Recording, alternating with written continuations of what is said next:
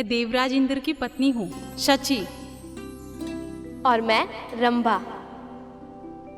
भीतर चलिए ना। देवी लक्ष्मी कब से आपकी प्रतीक्षा कर रही है।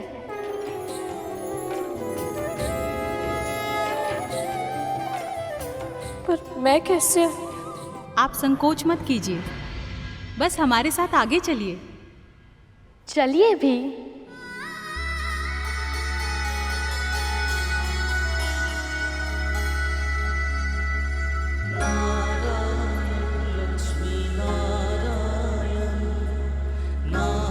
माँ लक्ष्मी के निवास स्थान के दर्शन करने का सौभाग्य मिल रहा है मुझे।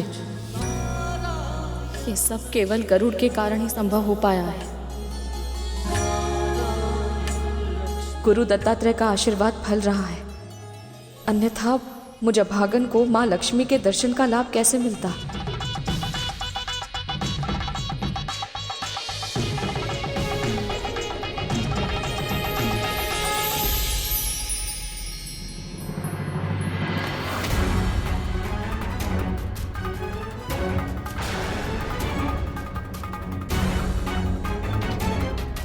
माँ,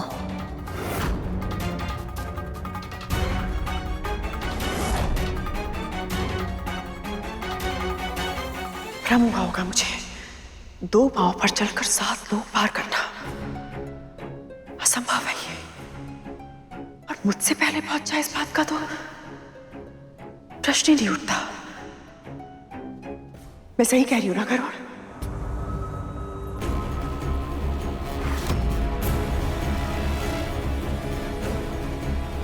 अपनी माँ को छोड़कर अपनी महारानी को ले आया। बड़ा स्वामिनी भक्त है तू। क्या हुआ? वैसे तो बहुत बोलता है तू, आज जीभ काट क्यों बन गई तेरी? क्योंकि मेरी माँ ने मुझे संस्कार और शिष्टाचार दोनों सिखाए दीदी। और मुझे आभास है कि मैं किसके द्वार के सामने खड़ा हूँ, मुझे क्या बोलना चाहिए और कितना बोलना चाहिए। चलता हूँ। आज्ञा दीजिए महारानी, वैकुंठ में प्रभु नारायण प्रतीक्षा कर रहे होंगे।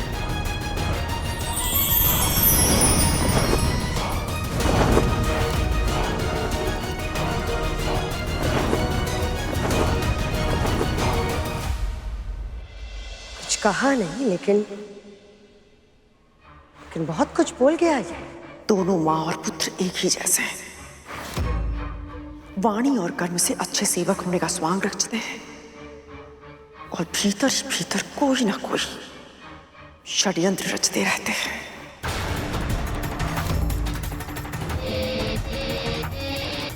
कद्रू, तुम्हारे चेहरे पर ये दाग,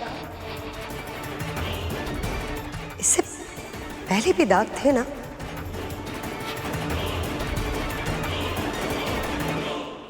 कितना अंतर है इन दोनों में। विंता माँ ने अपने मन के कोने कोने को स्वच्छ कर लिया, और यहाँ ये दोनों लक्ष्मी माँ की चौखट पर आकर भी झगड़ा कर रही है। नारायण नारायण, मैंने तो निमंत्रण भी नहीं दिया था, फिर भी असुर माता चली आई। न जाने माँ लक्ष्मी को इन अवांछित अतिथियों की उपस्थिति के बारे में जानकर कैसा लगेगा। आज उनके विवाह की पहली पूजा है और इसमें देवी तिथि का सम्मिलित होना शुभ संकेत नहीं है। क्या आपने निमंत्रित नहीं किया? कहीं ऐसा न हो कि उनके भीतर का असुर तत्व उत्सव का वातावरण देखकर और भड़क जाए, बात इतनी अधिक बढ़ जाए कि दीदी मां सच में मंथन छोड़कर चली जाए। यदि ऐसा हुआ तो अमृत देवताओं को कैसे मिलेगा देव ऋषि?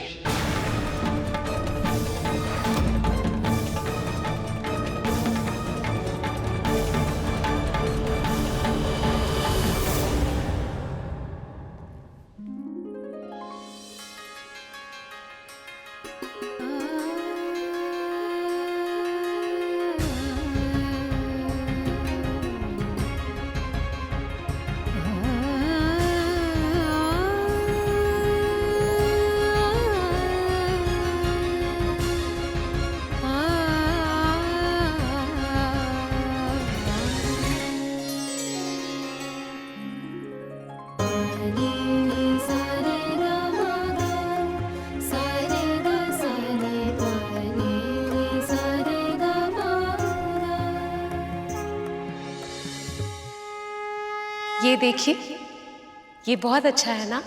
निसंदेह बहुत सुंदर है, पर इससे अधिक नहीं। हाँ, ये तो बहुत अच्छा है, पर सखी लक्ष्मी पर ये बहुत जचेगा। ये उत्तम लगेगा इन पर, इसमें कोई संदेह नहीं है। पर इसे देखिए, ये और भी अधिक सुंदर लगेगा। सत्य कहूँ तो हमारी पुत्री लक्ष्मी पर तो सब कुछ ही बहुत सुंदर लगता है। आप दोनों वाद विवाद ही करते रहेंगे या इन आभूषणों में से कोई एक चुनेंगे भी?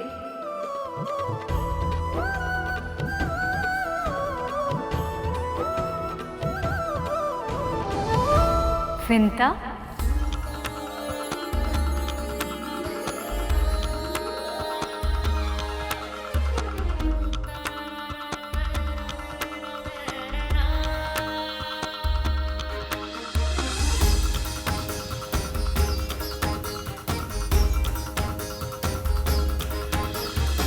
अच्छा हुआ तुम आ गई। यहाँ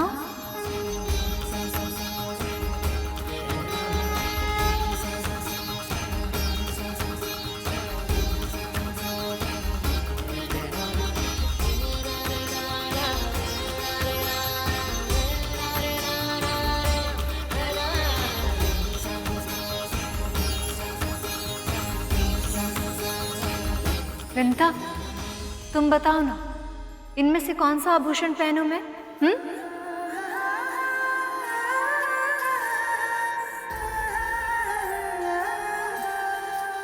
मैं बताऊं?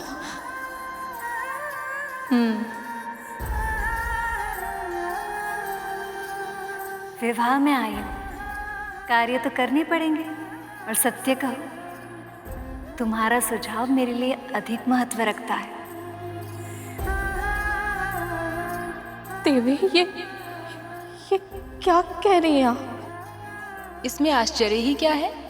भगवान का सबसे सुंदर रूप एक भक्त की दृष्टि से ही देखा जा सकता है।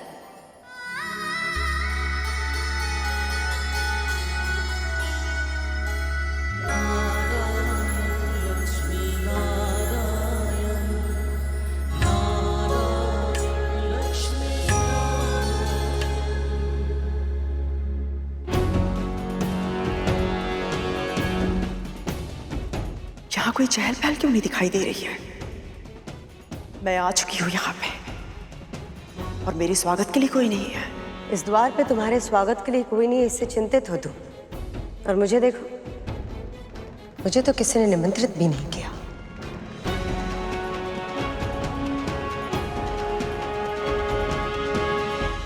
और फिर भी तुम यहाँ चली गई। कद्रू, अगर प्रश्न तुम्हारे पुत्रों की सुरक्षा का होता तो तुम भी यही करती। ये सत्य है कि मंथन के कारण देवताओं के साथ संधि हुई है हमारी, पर अभी भी संदेह समाप्त नहीं हुआ मेरा। ये सब मेरे पुत्रों के साथ षड्यंत्र करे, ये होते हुए नहीं देख सकती मैं। और वैसे भी अब जब मैं आ गई हूं तो इन सबको स्वागत सत्कार करना ही पड़ेगा मेरा। और स्वागत सत्कार है क्या कदम, मेरा महत्व इतना अधिक है कि आज अखंड ज्योत की रीत में देवी लक्ष्मी वही दिया जलाएंगी जो मैं भेंट करूंगी, क्योंकि मेरा दिया सबसे सुंदर है।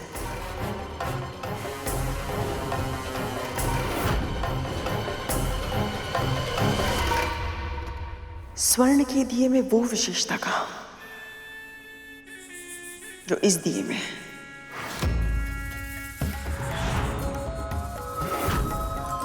देख लेना तुम, देवी लक्ष्मी मेरे इस उपहार रूपी दिए को ही अपने अखंड सौभाग्य का दीप बनाएंगी।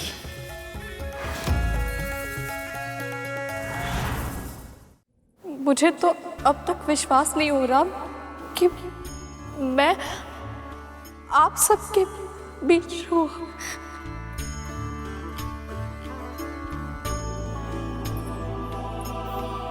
अब हुआ विश्वास?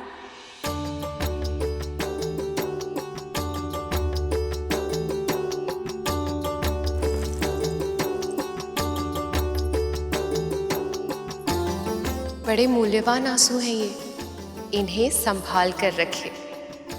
यदि गवा दिए तो फिर विदाई के समय कहाँ से लाओगी?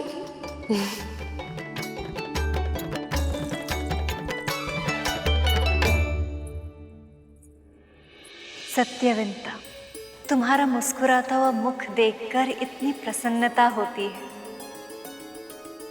जानती हो, तुम्हारे पुत्र गरुड़ ने पहली भेंट में ही मेरा मन मोह लिया था। अब पता चला उसे ये विशेषता कहाँ से मिली। एकदम सत्य कहा आपने सखी। आपके पुत्र ने इस मंथन में साहस, धैर्य और सूझबूझ का अद्भुत परिचय दिया है। और पता है इससे क्या पता चलता है कि तुमने अपने पुत्र को कितने अच्छे संस्कार दिए हैं।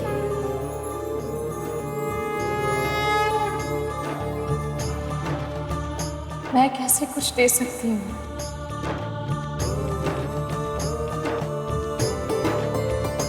देने वाली तो आप हैं देवी। आप सबकी कृपा दृष्टि मेरे परिवार पर बनी रहे, और कुछ नहीं चाहिए मुझे।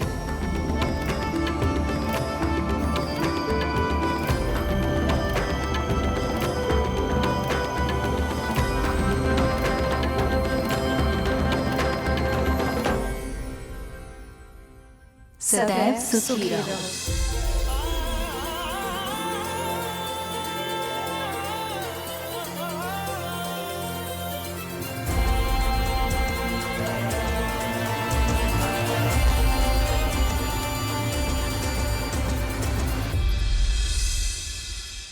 उठो विंता,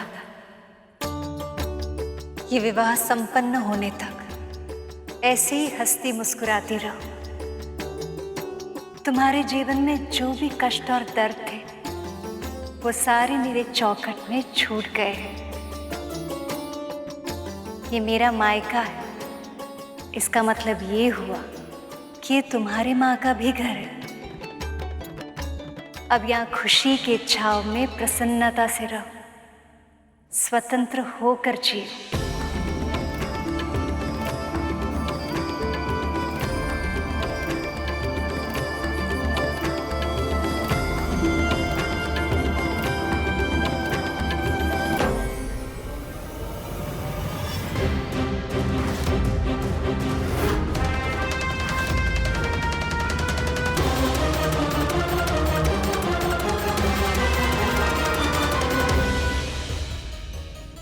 मूषक जी, तनिक शीघ्रता कीजिए, अन्यथा विलंब हो जाएगा। प्रयास तो कर रहा हूँ प्रभु, किंतु इससे अधिक वेग से नहीं चल पा रहा।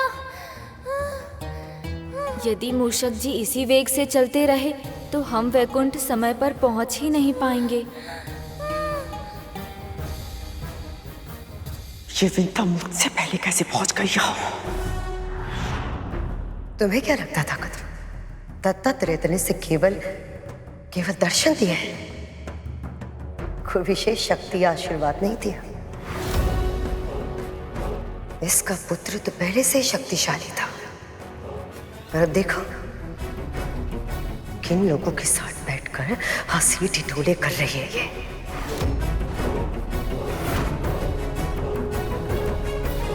कद्रू, तुम्हें निमंत्रण तो मिला, पर स्वागत नहीं।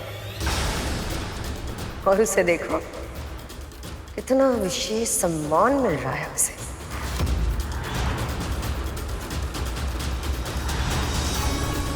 मुझे एक बात समझ में नहीं आती, यहाँ पर महारानी कौन है और दासी कौन?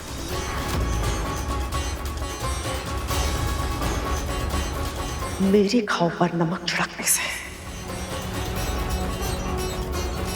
तुम्हारे स्वयं के घाव कम नहीं होंगे।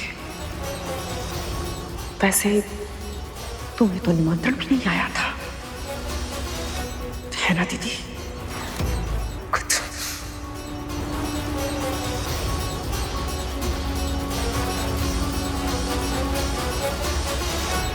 देवी,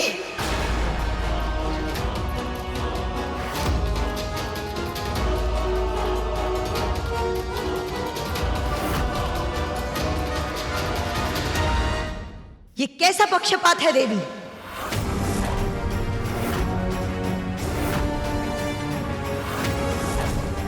ये क्या कह रही हैं आप? जो भी मन में है विस्तार से कहिए।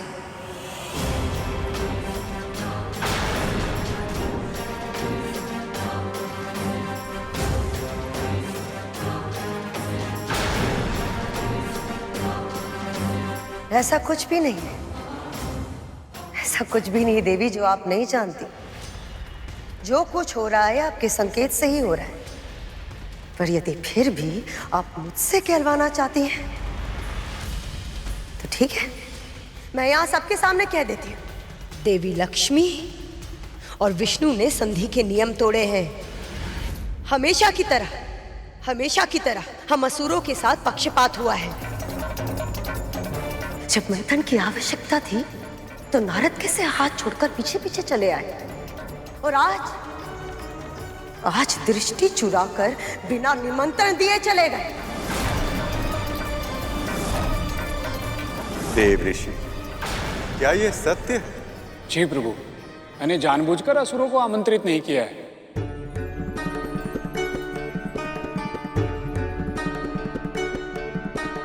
परंतु आपने ऐसा क्यों किया मुनिवर? अब व्यर्थ में ही उन्हें द्वेषपूर्ण बातें करने का अवसर मिल जाएगा।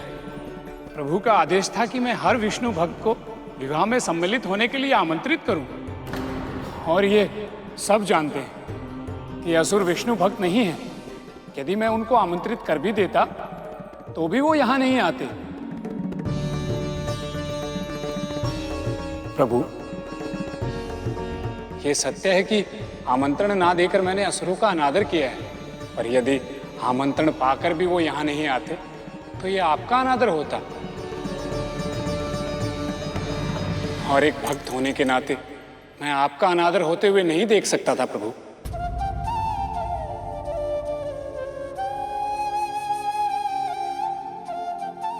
आपके तर्क काटे हैं देव ऋषि, किंतु बिना निमंत्रण के देवी दीति लक्ष्मी के पास पहुंच गई और वहां उत्सव के वातावरण में कड़वाहट घोल रही हैं वो।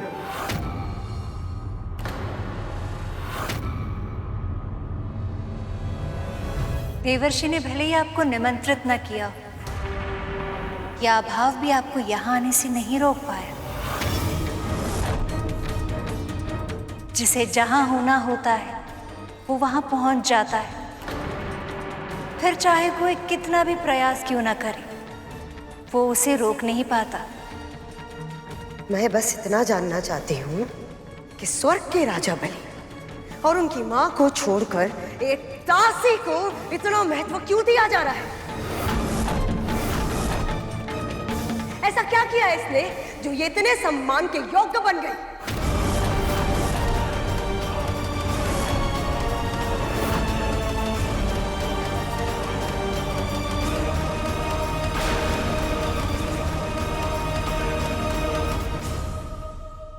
कैलाश, इसका अर्थ है यदि हम इतनी ही मंद गति से चलते रहे तो मेरे पहुंचने से पहले ही विवाह संपन्न हो जाएगा। रुकिए मूषक जी। धन्यवाद प्रभु, इतने समय बाद ही सही आपका विश्राम करने का मन तो हुआ।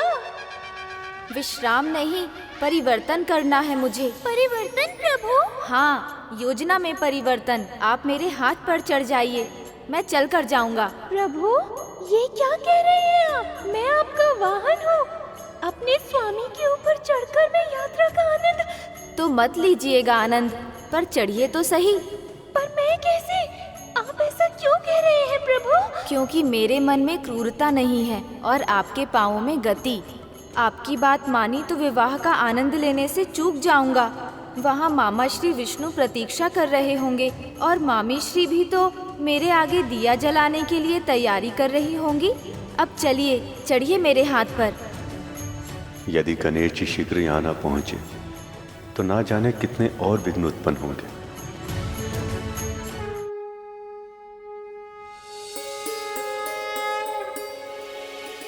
चिंतित ना हो सका, वहां देवी लक्ष्मी के संग पार्वती भी हैं। वो संभाल लेंगे।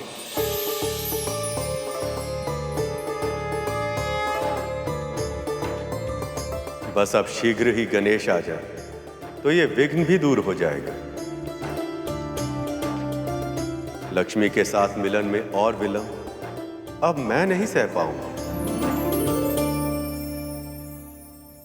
आपकी बात मानी तो विवाह का आनंद लेने से चूक जाऊंगा। वहाँ मामा श्री विष्णु प्रतीक्षा कर रहे होंगे और मामी श्री भी तो मेरे आगे दिया जलाने के लिए तैयारी कर रही होंगी। अब चलिए, चढ़िए मेरे हाथ पर।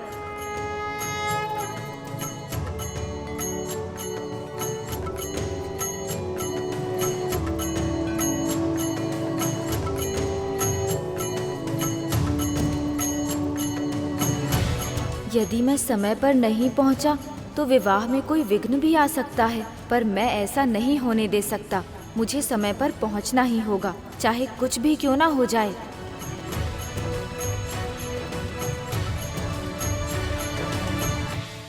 मैं बस इतना जानना चाहती हूँ, ऐसा क्या किया है इसने जो ये इतने सम्मान के योग्य बन गई?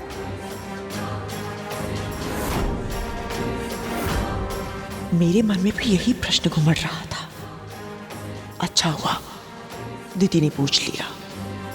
कितनी संकुचित सोच है आपकी। विवाह जैसे पवित्र अवसर पर, देवी लक्ष्मी के निवास स्थान पर आप विंता को एक दासी के रूप में देख रही हैं।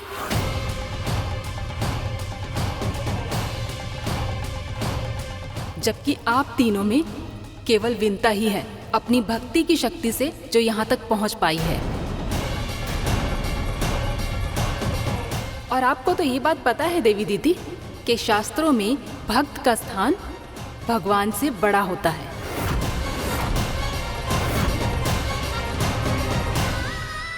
ये अपनी आस्था से यहाँ तक पहुँची हैं और इसीलिए हर विशेष सम्मान के योग्य हैं। चाहे जो कुछ भी हो देवी, एक दासी को मुझसे ज्यादा सम्मान देना यह अनुचित है।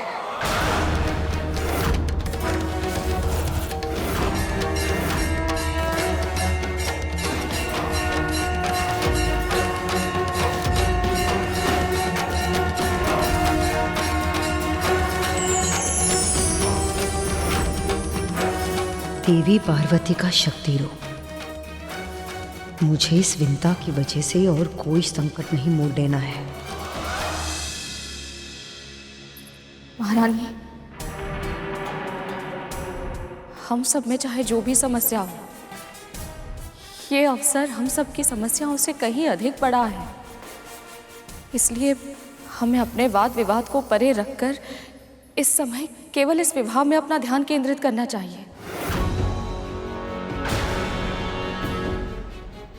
सहस्रों वर्षों में एक बार आता है ऐसा अवसर। विंता सही कह रही है। ये समय वाद विवाद में पड़ने का नहीं है। ये तो विवाह की प्रसन्नता को मनाने का समय है। हर्षोल्लास के इस वातावरण में खो जाने का समय है।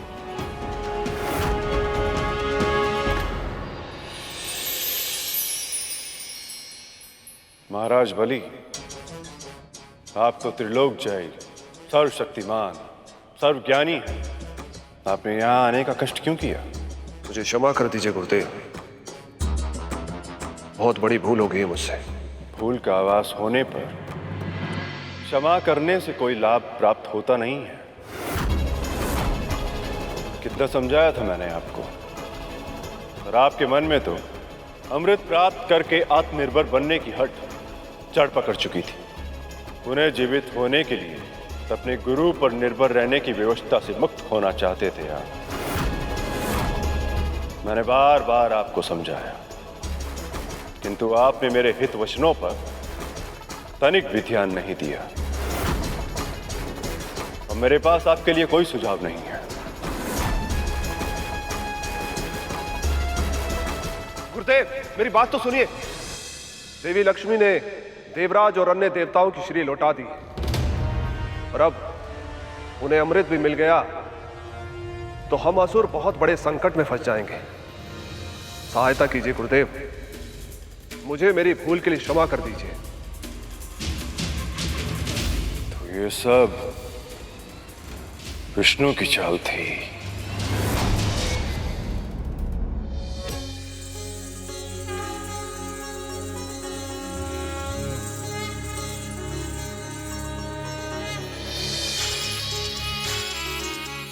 ये सारे दिए कितने सुंदर हैं, रंग बिरंगी और रत्नों से जड़ित।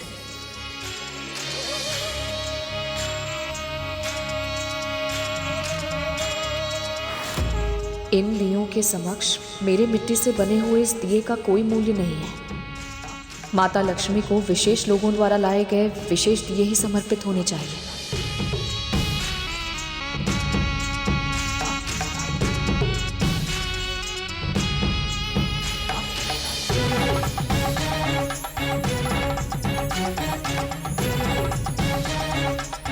जब तक सबके दिए यहाँ नहीं होंगे, मेरे लिए दिए का चुनाव करना असंभव है।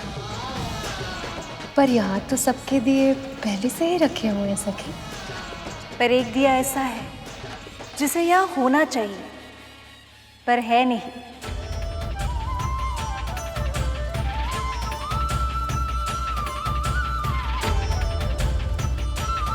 वो दिया विंता का है।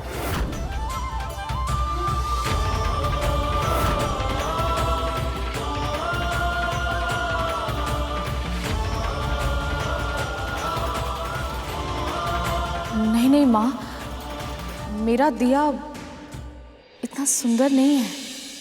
विंता, यहाँ आओ। अरे आओ।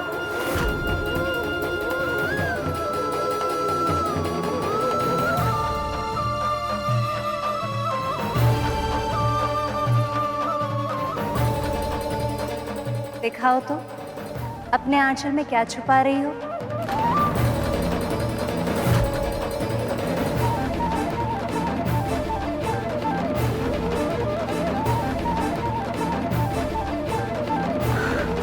दिखाओ। दिखाओ।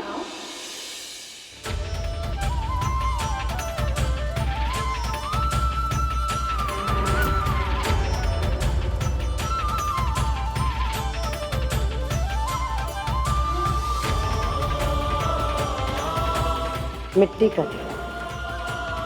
हमारे स्वर्ण और मणि जड़ित दिए के सामने इसका क्या महत्व है? कितना सुंदर दिया है ये। इसमें गणेश की मूर्ति भी है। अरे हाँ, ये तो और भी अच्छा है।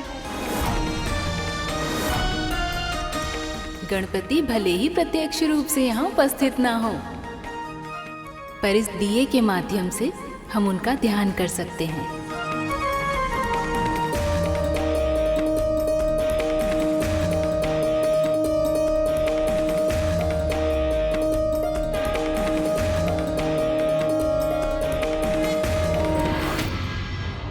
अपनी शक्ति लक्ष्मी को वापस प्राप्त करने के लिए उन्होंने आप सभी का उपयोग किया है।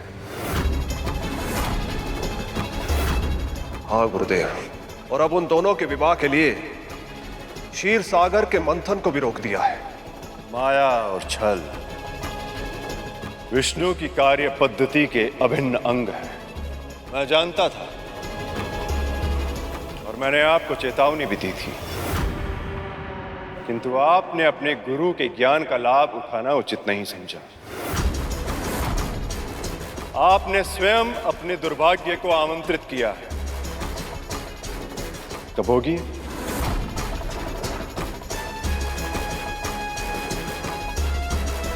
तो क्या आप सहायता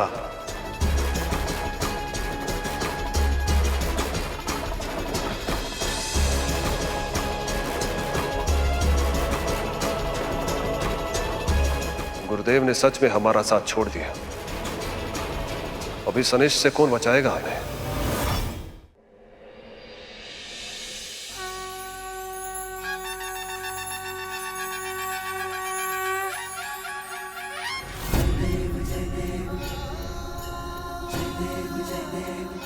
हे गणपति, इस बार जब मुझे नारायण मिले तो वो मुझसे कभी दूर न जाए। हम एक साथ सदैव सुखमय जीवन बिताएं।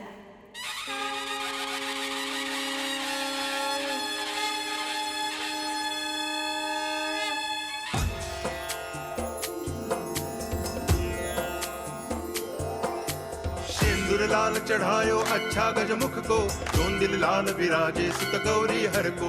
हाथ लिए गुड़ लड्डू साई सुरवर को, महिमा कहे न जाए लागत हूँ पद को। अखंड दीप जल गया है सखा। इस क्षण से विवाह की प्रक्रिया भी आरंभ हो गई है। बधाई हो प्रभु, बधाई हो सखा। बधाई हो। लगता है गणेश यहाँ आने की जगह सीधे वहीं चले गए। अब मुझसे और प्रतीक्षा नहीं होगी, हम शीघ्र ही हल्दी आरंभ करेंगे। नारायण नारायण। अखंड दीप भी जल गया, परंतु मां अब तक नहीं आई। क्या वो सच में इतने दुर्लभ अवसर की साक्षी नहीं बन पाएगी?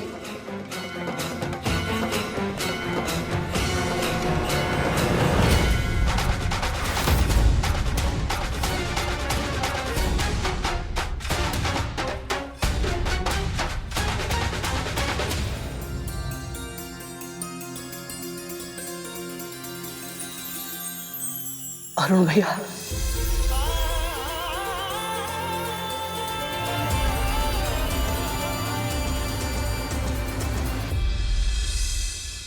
यदि मैंने अब भी सहायता नहीं की तो असुर बहुत बड़े संकट में फंस जाएंगे। इसे संभालना ही होगा।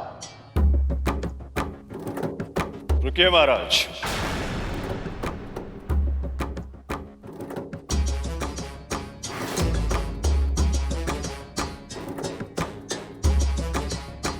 शिष्य भले ही अपना कर्तव्य छोड़ दे,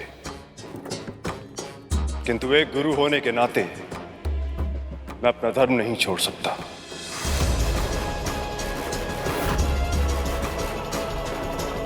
मैं आपकी सहायता करूंगा।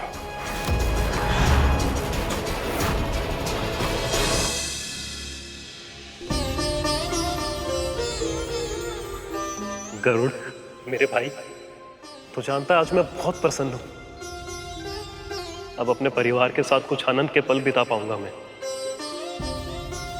ये कल्पना ही मेरे रोम रोम को पुलकित कर रही है गरुड़।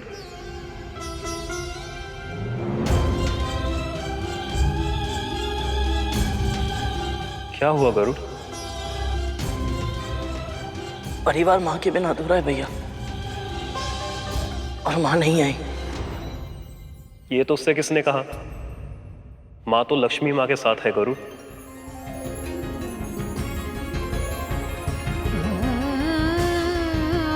सच? मैं सत्य स्वरूप सूर्य का सारथी हूं गरुड़। मैं कभी झूठ नहीं बोलता।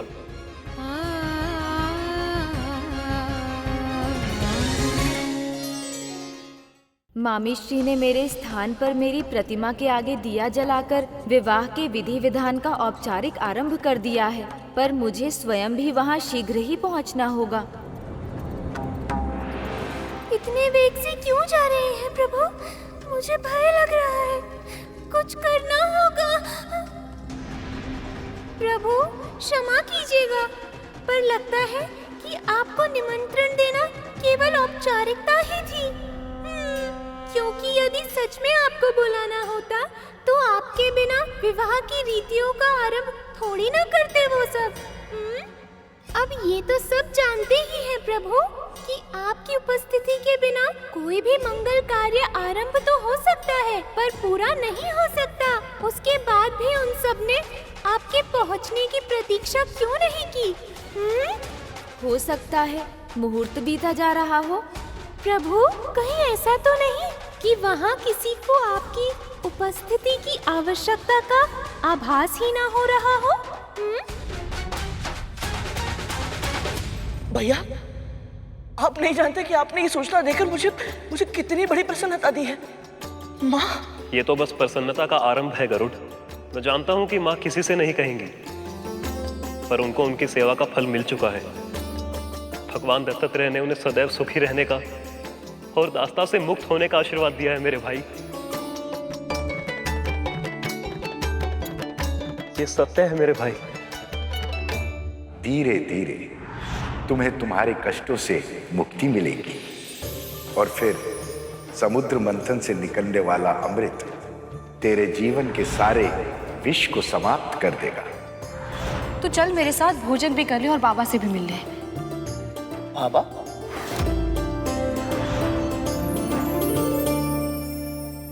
मैं बहुत दुर्भाग्यशाली हूँ भैया। मुझे भगवान दत्तात्रेय से मिलने का अवसर प्राप्त हुआ था और मैंने अपनी अज्ञानता में उसे खवा दिया। तो चिंता मत कर गरुड़, सही समय आने पर तुझे उनके दर्शन अवश्य होंगे। तो बस अभी इसी बात का ध्यान रख कि असुर कुछ समस्या उत्पन्न ना करते। देवी लक्ष्मी वापस आ चुकी है। इसका तात्पर्य यह है कि विष्णु पहले से अधिक शक्तिशाली हो चुके होंगे।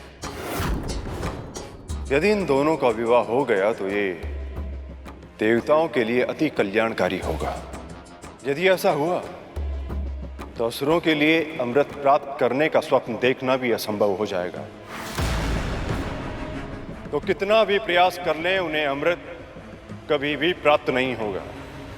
शाम दाम दंड भेद सब किया जाएगा ताकि आपका भाग छीन कर देवताओं को दिया जाए। यदि अब आपको अमृत प्राप्त करना है तो उसका एक ही उपाय है।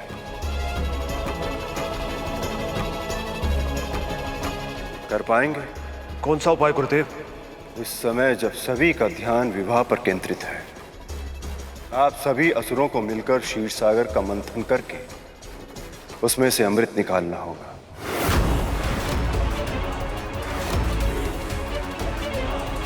न केवल अमृत को प्रकट होने पर विवश करना होगा बल्कि उसे चुराना होगा।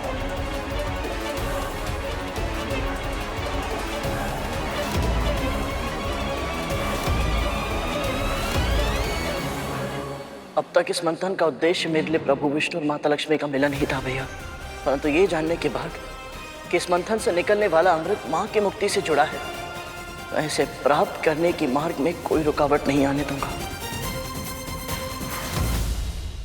एक बार हम गुरुदेव की आज्ञा का पालन ना करके पाप कर चुके हैं, पर ऐसी मूर्खता और फिर नहीं करेंगे। आपके वचन को ब्रह्म वाक्य मानकर उसका पालन करेंगे हम असुर। अमृत प्रकट होगा भैया, और मैं ये निश्चित करूंगा कि ये योग्य पक्ष को ही प्राप्त हो। मैं अमृत की रक्षा अवश्य करूंगा भैया, फिर चाहे इसके लिए मुझे अपने प्राण ही क्यों न देने पड़े। इससे पहले कि देवताओं की दृष्टि उस अमृत पर पड़े, हम उसे चुरा लेंगे। अब हम सारे असुर मिलकर मंथन करेंगे और अमृत को प्राप्त करेंगे।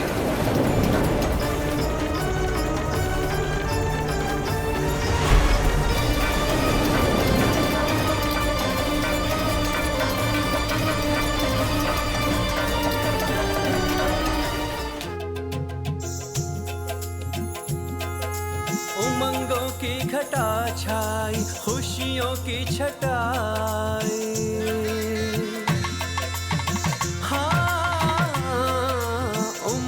की घटा छाई, खुशियों की छटाई, शुभ घड़ी आई, मंगल बेलाई, शुभ घड़ी आई, मंगल बेलाई, ढोल बजी शहनाई बजी, बड़ी मंगल बेला आई, ढोल बजी शहनाई बजी, बड़ी मंगल बेला आई।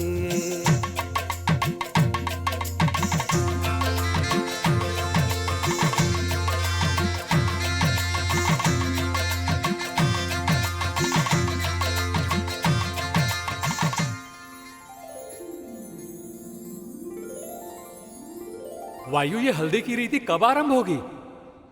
प्रभु विष्णु को हल्दी लगते देखने की बड़ी उत्सुकता है मुझे। मामा जी, हल्दी रेत निभाने का कार्य तो सदा स्त्रियां करती आ रही हैं और सभी देवियां तो मामी जी के पक्ष में चली गई। अब आपके लिए हल्दी पीसेगा कौन और लाएगा कौन? कार्तिकेय, ये दायित्व भी वही देवियां निभाएंगी जिन्होंने महादेव को वर बनाया था। बहुत ही अच्छा विचार है सखा। परंतु प्रभु वो कौन है?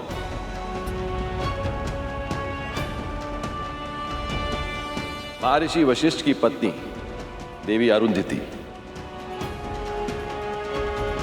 और महर्षि अत्रि की अर्धांगिनी देवी अनुसुईया। इस कार्य के लिए उन दोनों से उत्तम और कोई है ही नहीं। तो फिर विलंब किस बात का? मैं शीघ्र जाके उन्हें ले आता हूं। नारायण नारायण, उसकी आवश्यकता नहीं पड़ेगी गरुड़। सभी महान तपस्वी स्त्री पुरुष एक विशेष स्तर की सिद्धि प्राप्त करने के पश्चात इस योग्य बन जाते हैं कि यदि शुद्ध हृदय से उनका आह्वान किया जाए तो वो अपनी इच्छा अनुसार पूरी सृष्टि में कहीं भी आवागमन कर सकते हैं। हाँ, ये संभव है। आपने सत्य कहा मुनिवर। हे महाविदुषी, परम सिद्ध देवी अरुंधति, हे महान ज्ञानवान देवी अनुसूया, मैं विष्णु आप दोनों का आह्वान करता हूं। कृपया दर्शन देख के हमें कृतार्थ कर।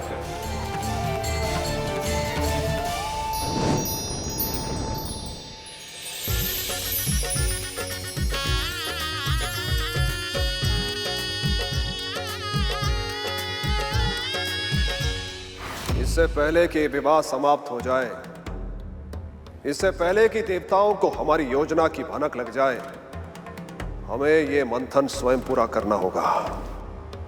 और ये कैसे संभव है महाराज, जब वासुकी की एक ओर सभी देवता थे और दूसरी ओर हम सभी असुर, हम दोनों पक्षों की सम्मिलित शक्तियां मिलकर भी मंदराचल पर्वत का मंथन नहीं कर पाई थी।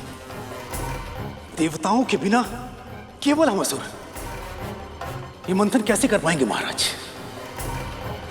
यह असंभव है। यदि सबको लगता है कि यह संभव है तो यह असंभव ही बन जाएगा। तुम सभी अभी तक विष्णु की माया को समझ नहीं पाए। उन्होंने जानबूझकर मंथन के कार्य को अधिक कठिन बनाकर प्रस्तुत किया ताकि तुम सबका आत्मविश्वास टूटे। तुम हतोत्साहित हो। स्वयं विचार करो, यदि यह सत्य न होता तो क्या संभव था? एक विशाल विराट महान पर्वत को तुम सब मिलकर भी उठा न सके।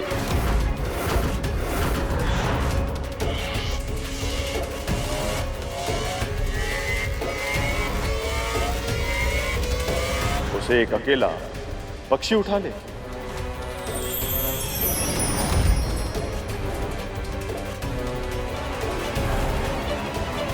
ये तर्क उचित है गुरुदेव।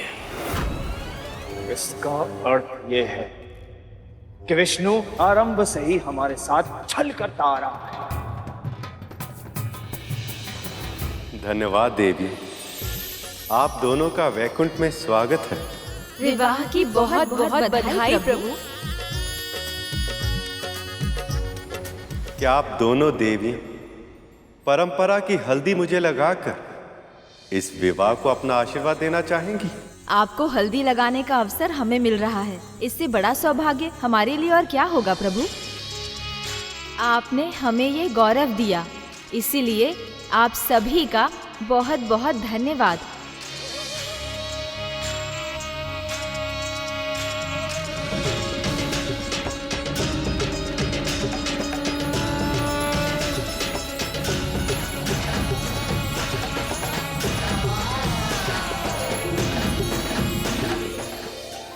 तुम सबकी प्रसन्नता पर दया आ रही है मुझे, क्योंकि तुम जितने प्रसन्न रहोगे उतने ही व्यस्त रहोगे और वहाँ मेरे पुत्र मंथन का अमृत प्राप्त कर लेंगे और असुर सदैव सदैव के लिए अमर हो जाएंगे।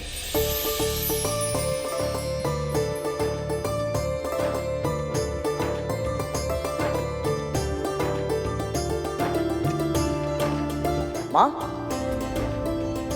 आप दोनों क्यों कष्ट कर रही हैं? मुझे आदेश दीजिए, मैं करता हूँ। विवाह की हल्दी तो माँ ही पीसती है पुत्र, शगुन होता है ये। सच में? लगता है तुमने अब तक कोई विवाह नहीं देखा। हाँ माँ, मन तो बहुत है, परंतु क्या करूं, अरुण भैया मानते ही नहीं। पर गरुड़, मुझसे बड़े तो शेषनाग भैया हैं, इसीलिए विवाह पर हमसे पहले अधिकार भी इनका है और कर्तव्य भी। क्यों शेष भैया? अरे बात तो प्रभु के हल्दी से आरंभ हुई थी, मेरे विवाह तक कहां पहुंच गए? अनूठा बंधन है ये विवाह। यदि अपने साथी से प्रेम हो तो ये बंधन मुक्त आकाश सा विशाल विस्तृत लगता है।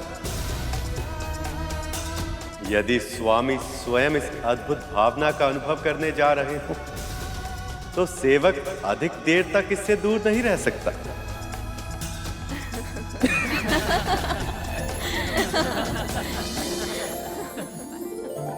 आने दो विंता माँ को, उनको सब बताऊंगा कैसे परेशान करते हो तुम दोनों मुझे।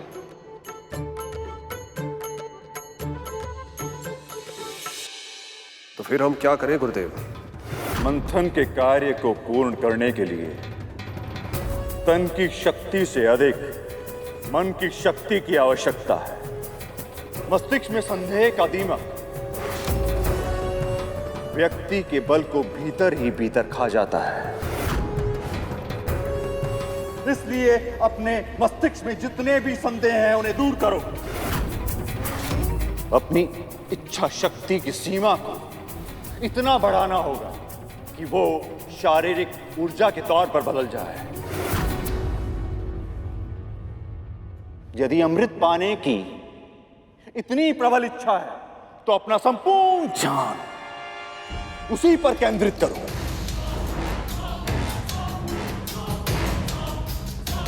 फिर जो चाहोगे अवश्य प्राप्त होगा। उत्तम उत्तम सुझाव है गुरुदेव।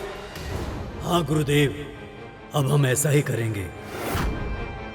हाँ, अब हम यही करेंगे गुरुदेव।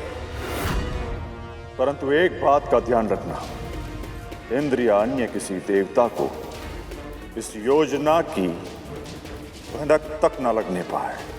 नहीं लगेगी गुरुदेव, क्योंकि वो सब उस विष्णु के विवाह में व्यस्त जो है।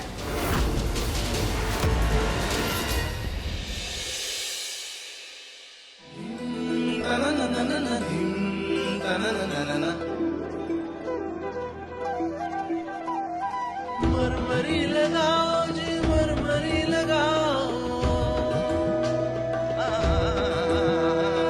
मरमरी लगाओ जी, मरमरी लगाओ, पीतांबरधारी को मरमरी लगाओ। सौंदर्य व्याप्त है जिनसे तीनों लोक में, प्रेम का रंग विष्णु को चढ़ाओ। सौंदर्य व्याप्त है जिनसे तीनों लोक में, प्रेम का रंग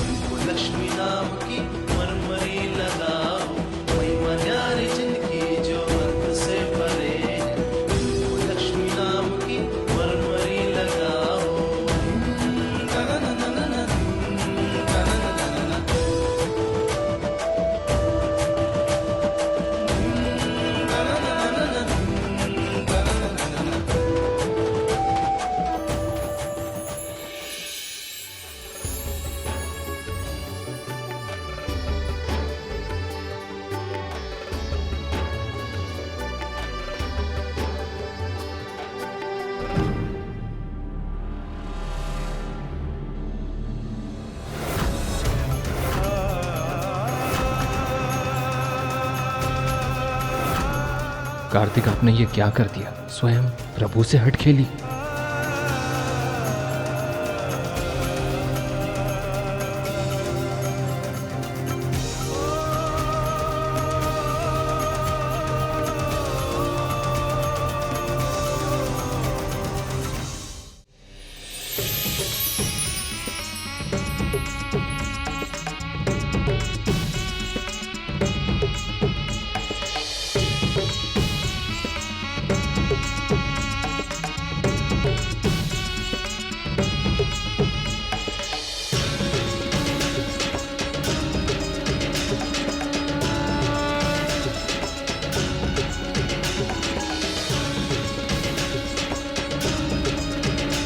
प्रभु नारायण, इस शुभ विवाह का खूब आनंद ले रहे हैं आप। अब जल्द आपकी लगाई हल्दी भिजवाइए। आपके रंग में रंगने के लिए उत्सुक हूँ मैं।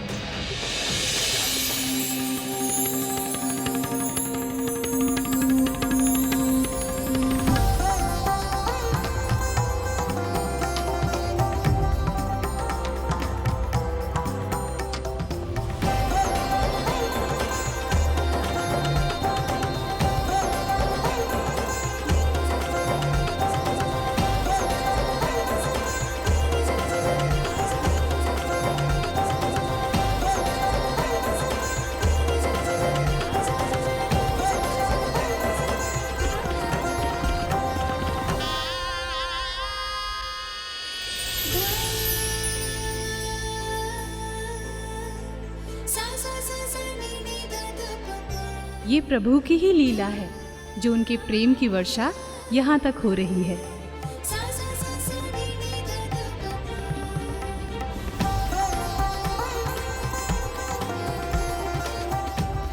धन्यवाद हरि इस प्रेम वर्षा के लिए। अब बस शीघ्र ये विरह का अंत हो जाए ताकि लक्ष्मी नारायण पुनः एक हो सके।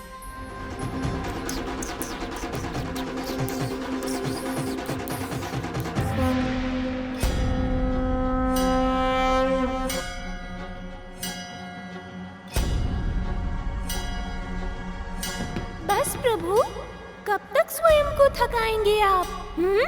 अब विश्राम कीजिए, आगे आपको मैं लेकर जाऊंगा। विलंब या विश्राम करने का समय नहीं है मूषक जी। मुझे आभास हो रहा है कि मामा श्री की हल्दी पूरी हो गई है। कहीं ऐसा ना हो कि मामी श्री की हल्दी भी मेरे बिना ही पूरी हो जाए। पर प्रभु, जब वो सब आपके बारे में नहीं सोच रहे तो आप इतनी चिंता क्यों कर रहे हैं? क्योंकि वो मेरे मामा मामी श्री हैं मूषक जी। सृष्टि के कल्याण के लिए इतने समय तक एक दूसरे से दूर रहे हैं वो, और अब जब उनके मिलने का समय आया है तो मैं नहीं चाहता कि वहाँ मेरी अनुपस्थिति के कारण कोई अनहोनी हो जाए। वैसे भी उन असुरों पर मुझे तनिक भी विश्वास नहीं है।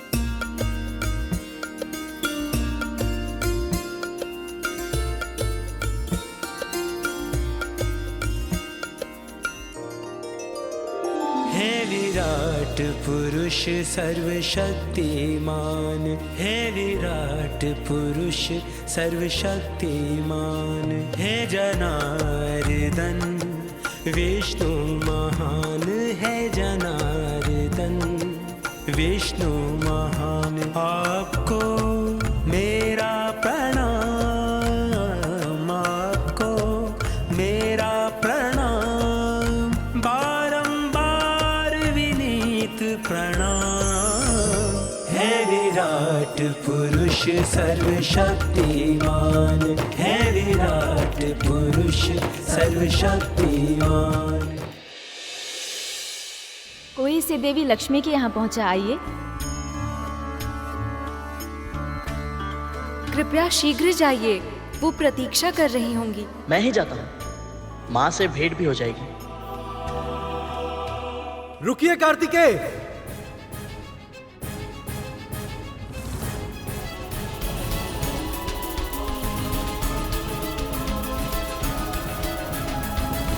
आप कैलाश से लंबी यात्रा करके आए हैं, थक गए होंगे, इसलिए इसे मैं लेकर जाऊंगा। आपकी बातों के फेर में मैं नहीं आऊंगा देवराज, इसे तो मैं ही लेकर जाऊंगा। क्षमा कीजिए, पर इस अवसर का सदुपयोग तो मैं ही करूंगा कार्तिकेय। आपको ऐसा क्यों लगता है कि इस अवसर को मैं जाने दूंगा?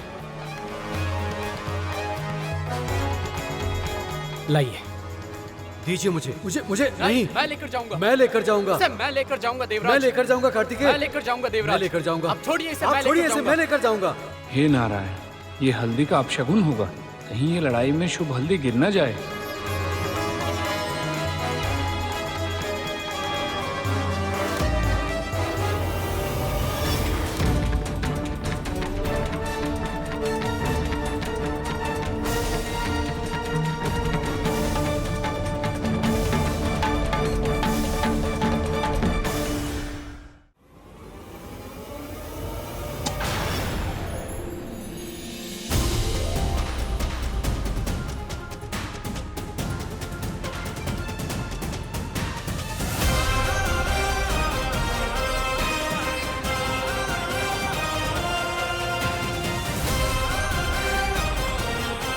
नारायण नारायण। गरुड़, इस हल्दी को तुम लेकर जाओ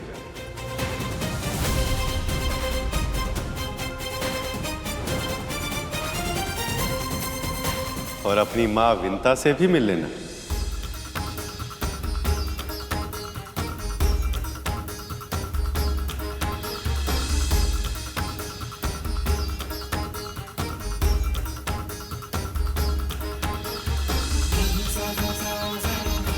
जो आज्ञा प्रभु।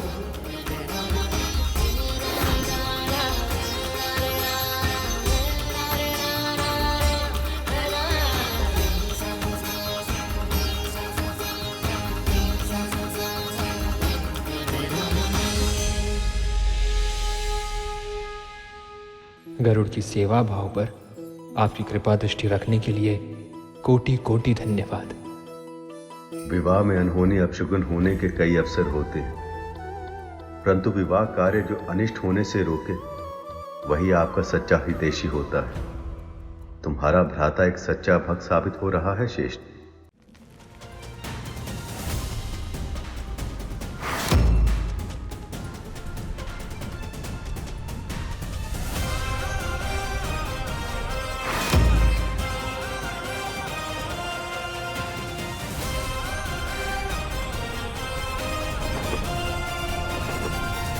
गरुड़, इसे पता नहीं चलना चाहिए कि हम मंथन की ओर अग्रसर हो रहे हैं।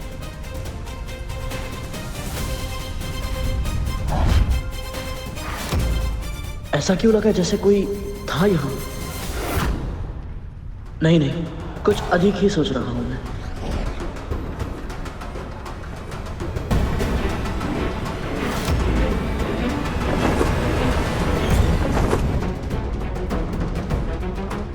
जब तक विष्णु जी की बारात लक्ष्मी के महल तक नहीं पहुंच जाती, तब तक किसी न किसी रीति के कारण किसी न किसी का आवागमन होता रहेगा।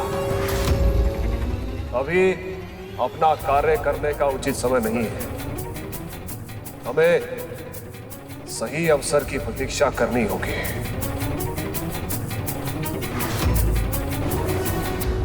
मूषक जी, शीघ्रता कीजिए, मुझे विवाह में होने वाली अटखेलियों और भोजन का आनंद उठाना है। प्रभु, आप तो बिना कारण ही इतने उत्साहित हो रहे हैं। वहाँ किसी को आपकी अनुपस्थिति का आभास भी नहीं है। नहीं मूषक जी, मेरे मामा श्री का विवाह है, ऐसे कैसे मुझे भूल सकते हैं। वहाँ सभी विधियाँ पूर्ण होती जा रही हैं, किंतु अभी तक किसी ने आपका आवाहन नहीं किया।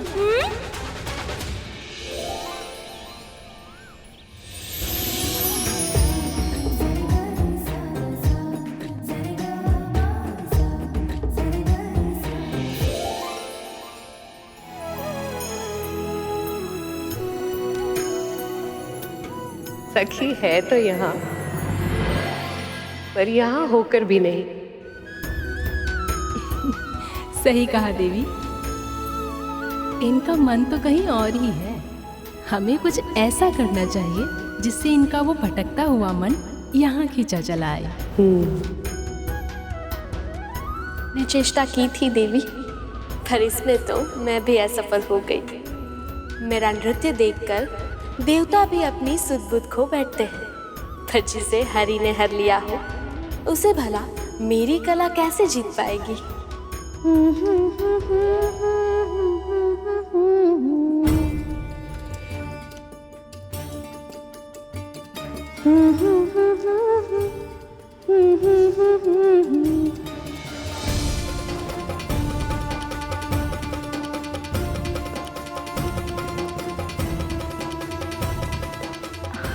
विंता, क्या हुआ? गाओ ना। मैं कैसे गाऊं? देवी, आप गंधर्व और अप्सराओं को छोड़कर इस दासी का गीत सुनेंगी?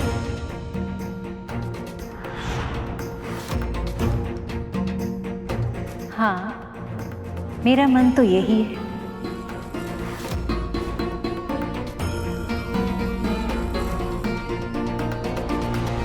विंता, गाओ ना।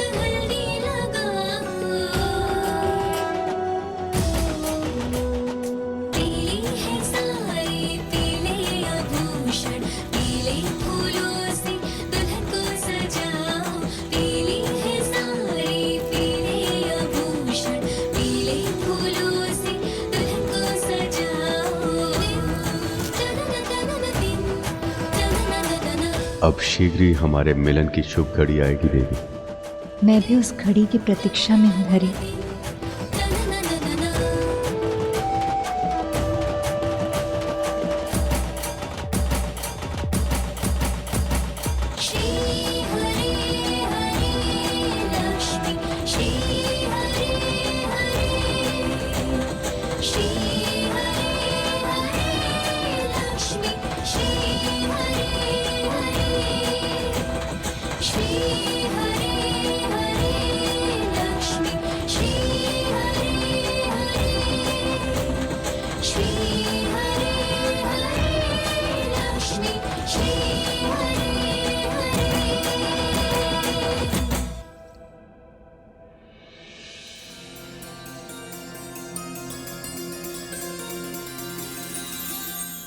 सबका ध्यान अपनी ओर केंद्रित करना। बहुत अच्छे से जानती है ये विंता।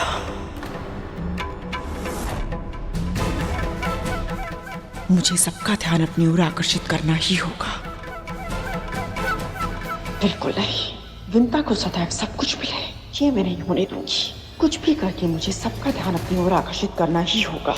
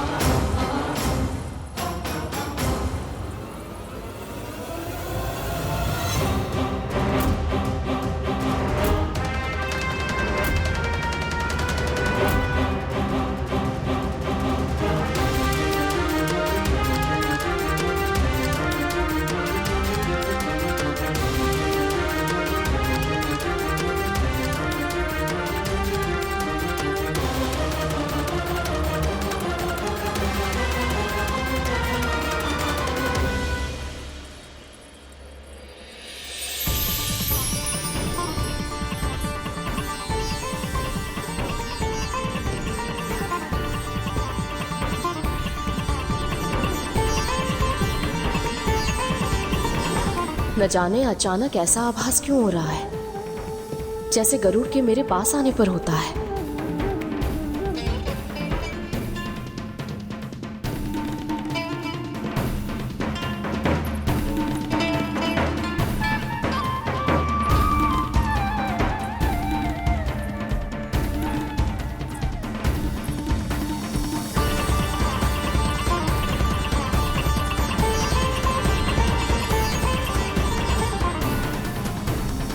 गरुड़,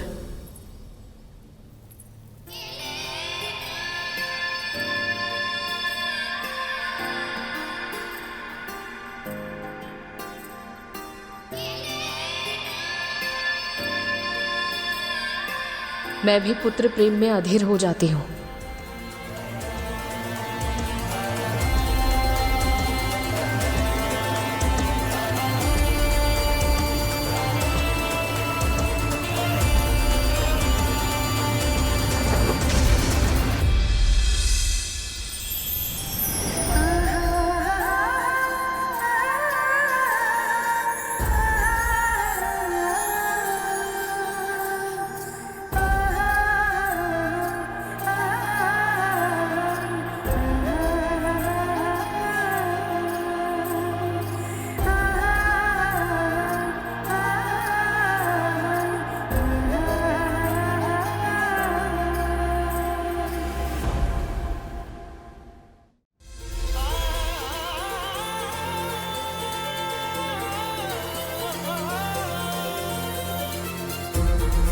धन्यवाद हरि, हमारे मिलन के उत्सव में आपने माँ पुत्र की मिलन की भी प्रसन्नता जोड़ दी।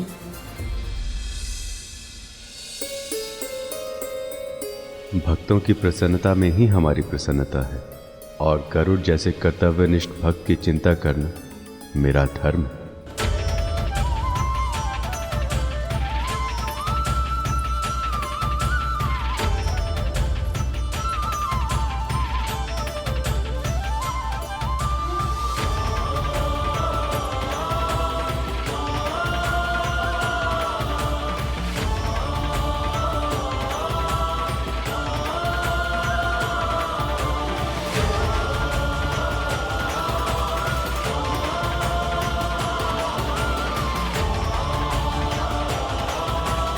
यही तो असली कारण था गरुड़ को हल्दी लेकर भेजने का।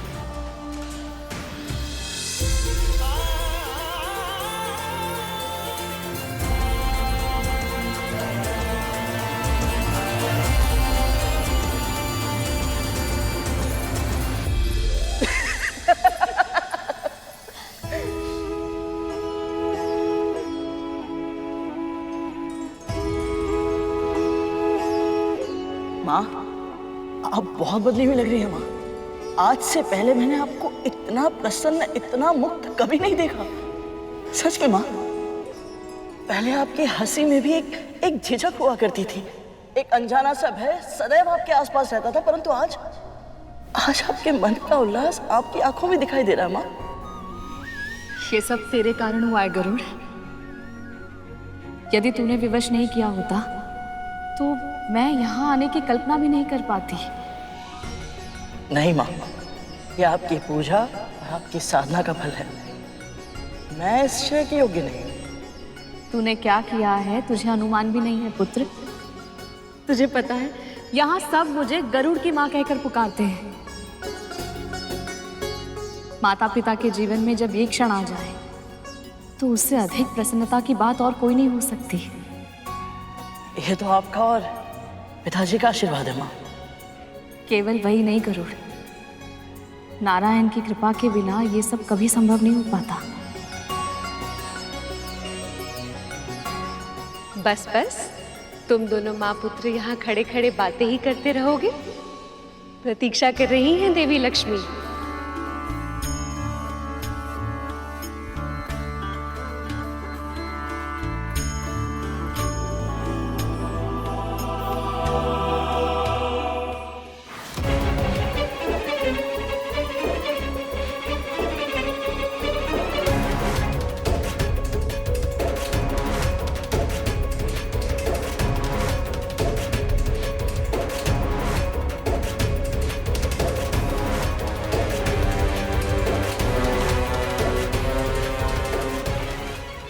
शेषनाग भी तो विष्णु के प्रिय है ना, फिर उन्होंने इसको क्यों चुना, इस पक्षी को? विष्णु जी की झूठी हल्दी लक्ष्मी जी तक पहुंचाने के लिए। जैसा पुत्र है वैसी ही माँ है। पहले इसके पुत्र ने वैकुंठ में मेरे पुत्र का अधिकार छीना, और अब ये एक दासी होकर भी मेरे भाग का माथा छीन रही है।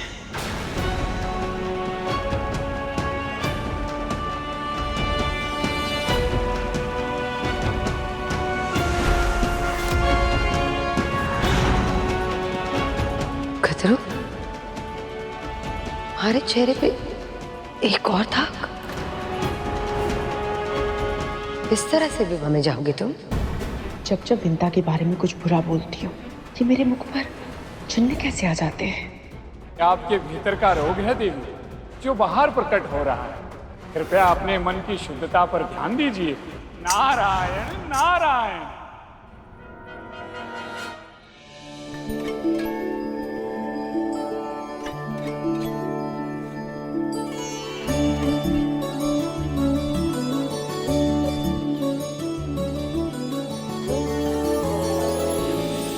ये लीजिए माँ, विवाह की हल्दी।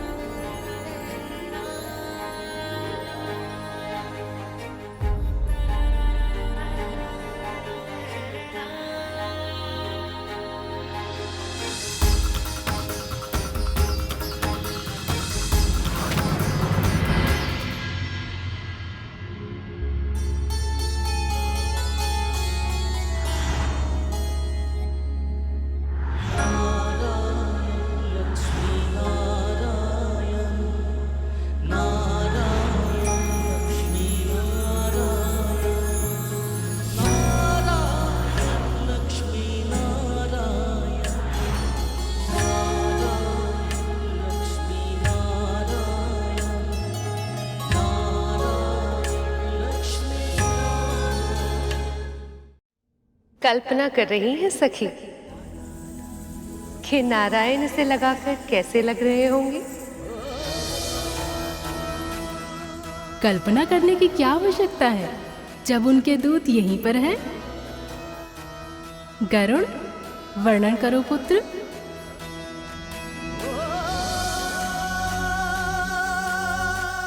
हल्दी लगने के बाद प्रभु इतने अद्भुत, इतने अनुपम लग रहे थे कि उनके इस वर रूप का वर्णन करने के लिए जिन शब्दों की आवश्यकता है वो शब्द बने ही नहीं हमारे। अर्थात इस वर अवतार में प्रभु सबसे विशेष, सबसे अद्भुत लग रहे थे।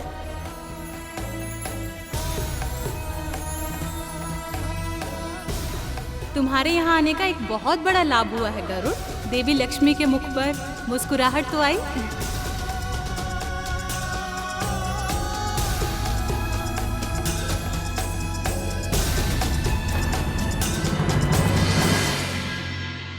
हल्दी दे दी ना गरुड़, अब जाओ।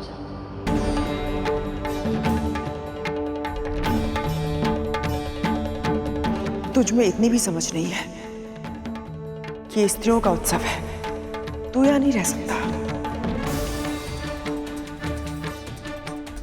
परंतु महारानी, मैंने प्रभु को इस रूप में देखा है, तो मुझे माता लक्ष्मी को भी इस रूप में देखना है।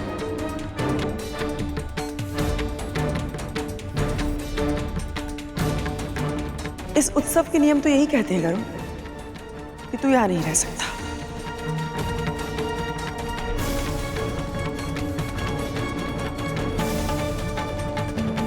क्यों विंता, कुछ अनुचित कहा मैंने?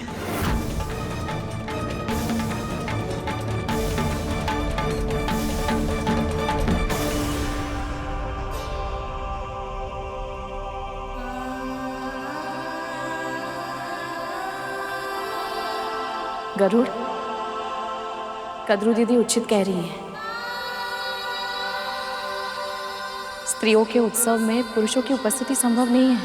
ना तो अपनी माँ के साथ समय बिता पाया और ना ही माता लक्ष्मी के सानिध्य का अनुभव कर पाया। ऐसे ही जाना पड़ रहा है। यहाँ केवल स्त्रियां और छोटे बालक ही उपस्थित रह सकते हैं। तो आपका अर्थ ये है माँ कि छोटे बालकों को यहाँ रहने की आज्ञा मिल सकती है? अवश्य मिल सकती है, पर तू छोटा कहाँ है? बड़ा हो गया है तू। चल जा यहाँ से। मैं जानती हूँ गरुड़, तेरा कितना मन था माता लक्ष्मी की हल्दी देखने का, किंतु विवाह के भी कुछ नियम होते हैं।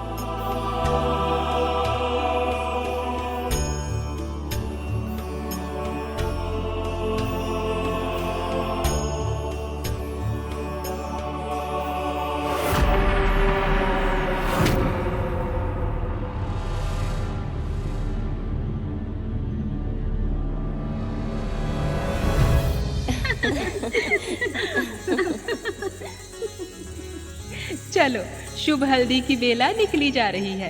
प्रभु विष्णु की हल्दी से अपनी सखी को सजाए।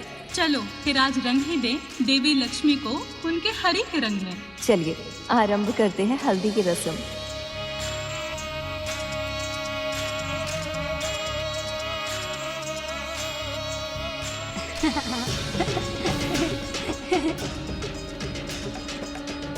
माँ,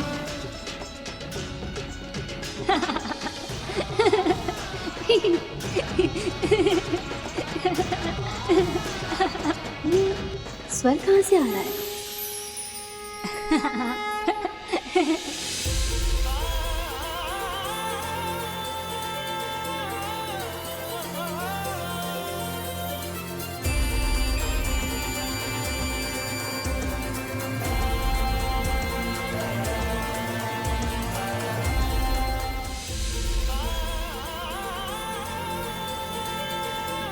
अरे गरुड़, तुम छोटे बच्चे बन गए। हाँ,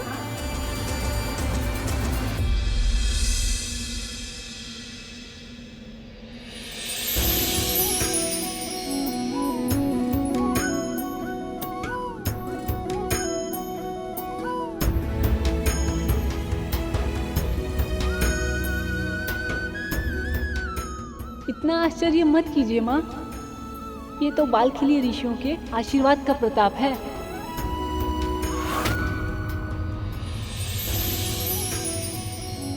बस अब मुझे ये बताइए कि अब तो मुझे यहाँ रहने की आज्ञा मिल सकती है ना? हाँ, इतने प्यारे से भोले भाले नन्हे पक्षीराज को कौन रोक सकता है भला? तुम यही रुकोगे।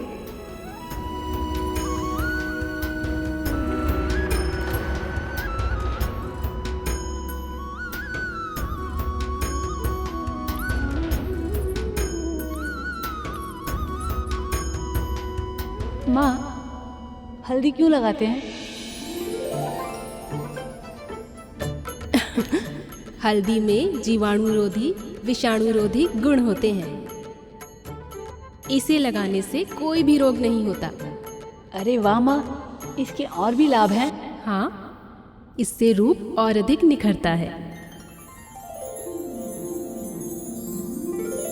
पर माँ, प्रभु नारायण और माँ लक्ष्मी तो पहले से ही अजर अमर हैं और सुंदरता की परिभाषा तो स्वयं माँ लक्ष्मी है। तो फिर इन दोनों को हल्दी की क्या आवश्यकता?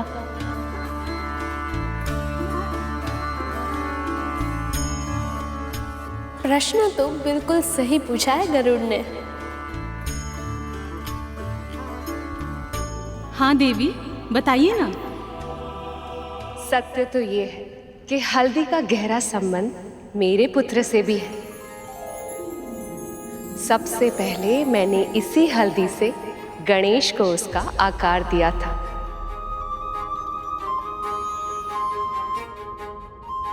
तब जाके गणेश को उसका साक्षात रूप मिला।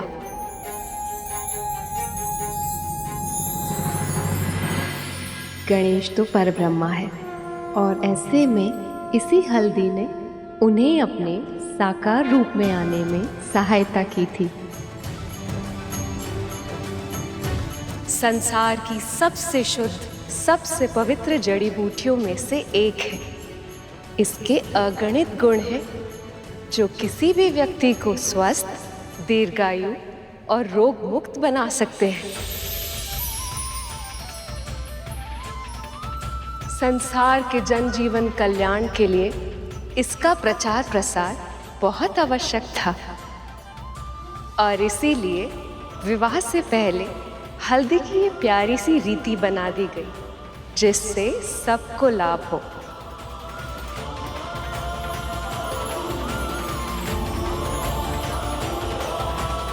अद्भुत माँ, तब तो मैं आपको हल्दी युक्त रूप में देखने के लिए बहुत उत्साहित हूँ।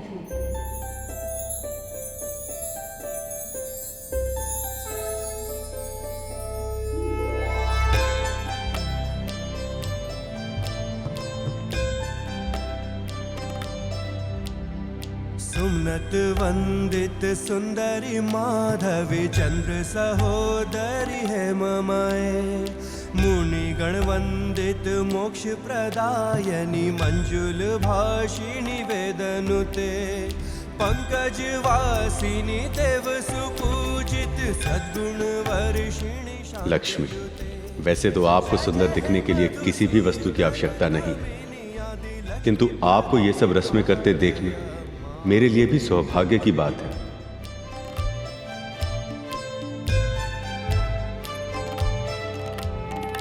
ऐकली कल्मष नाशिनी कामिनी वैदिक रूपिणी वेदमाये, क्षीर समुद्भव मंगल रूपिणी मंत्र निवासिनी मंत्र नुते मंगलदायी। लक्ष्मी, आपको वधु रूप में देखकर आपसे पुनः विवाह करने के लिए मैं और भी आतुर हूँ। भार्गवी मंत्र स्वरूपिणी मंत्रमय, सुरगण पूजित शीघ्र फल प्रद ज्ञान विकासिनी शास्त्र ने। जब भी कोई स्त्री हल्दी और विवाह की सारी रस्में निभाएगी, उसमें सारा समाज आपकी छवि देखेगी और वो घर की लक्ष्मी कहलाएगी।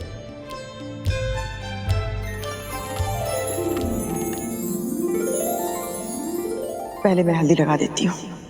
नहीं, पहले मैं जाऊंगी। और वैसे भी हमने साथ में प्रवेश किया था और मेरे पुत्र मंथन में देवताओं के साथ है, तो मेरा अधिकार पहले बनता है। मुझे उससे कोई अंतर नहीं पड़ता है दीदी। मैंने कहा ना खतरो, पहला अधिकार मेरा है।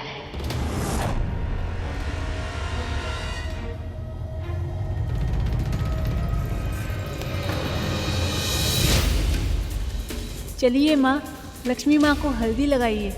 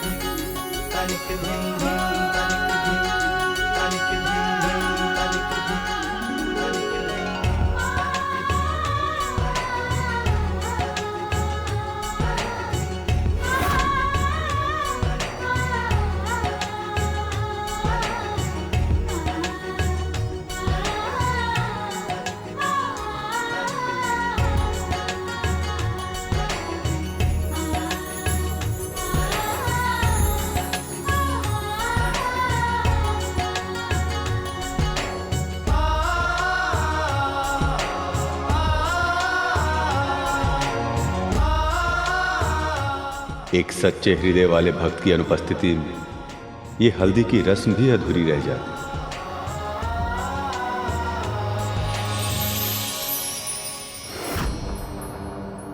निश्चल होकर अपनी बारी की प्रतीक्षा करने के स्थान पर तूने फिर से मेरा अधिकार छीन लिया।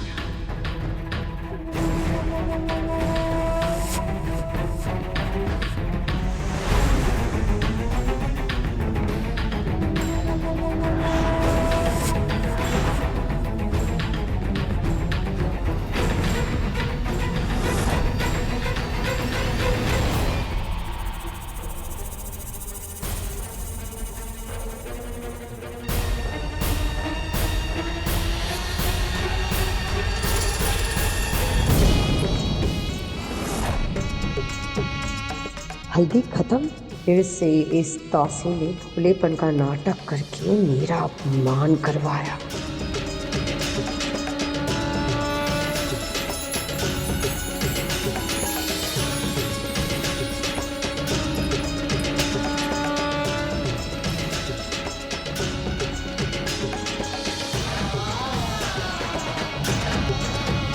बहुत सुंदर लग रही हैं आप, आपको किसी की नजर ना लगे।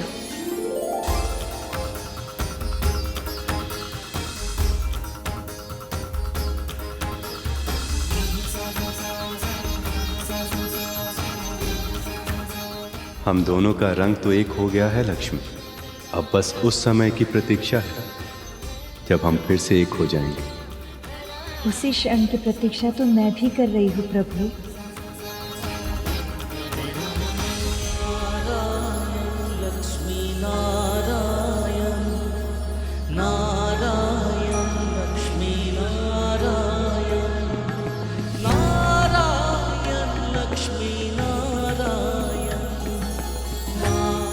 अब आपके साथ होने की प्रतीक्षा मुझसे नहीं हो पा रही। आशा करता हूं ये विवाह कुशल मंगल तरीके से हो जाए। आपने मेरे मन की बात कह दी हरि। ये आप भी जानते हैं ये विरह के क्षण मेरे लिए कितने कठिन हैं। जग के पालक है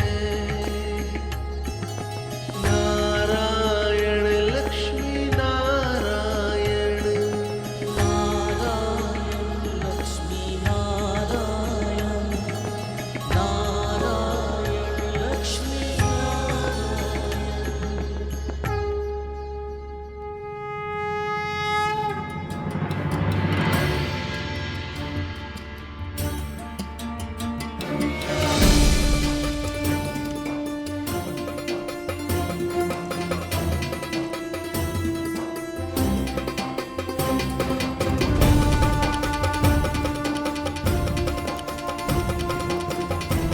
पिताजी क्या हुआ? कुछ नहीं पुत्री, सब ठीक है। विवाह की सारी तैयारियां हो चुकी है, बस अब शीघ्र ही। पिताजी बताइए ना क्या हुआ?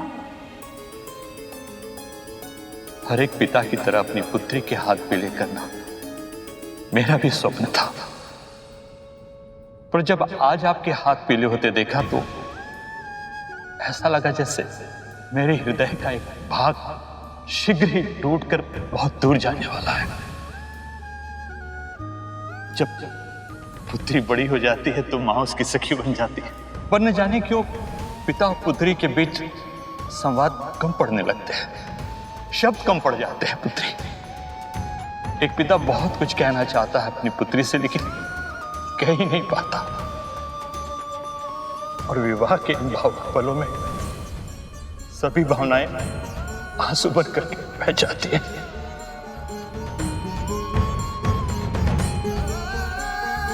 पिताजी मैं बहुत सौभाग्यशाली हूँ कि आप मेरे पिता हैं। आपने अपनी इच्छाएं मुझ पर नहीं थोपी, मेरे मन को समझा, मेरी इच्छाओं को समझने का प्रयास किया और मुझे अपना चुनाव स्वयं करने के योग्य बनाए। आप लोग ऐसे भावुक होकर आंखों से जलधारा ही बहाते रहेंगे या इस बालक को कुछ खाने को भी देंगे? भूख लग रही है मुझे।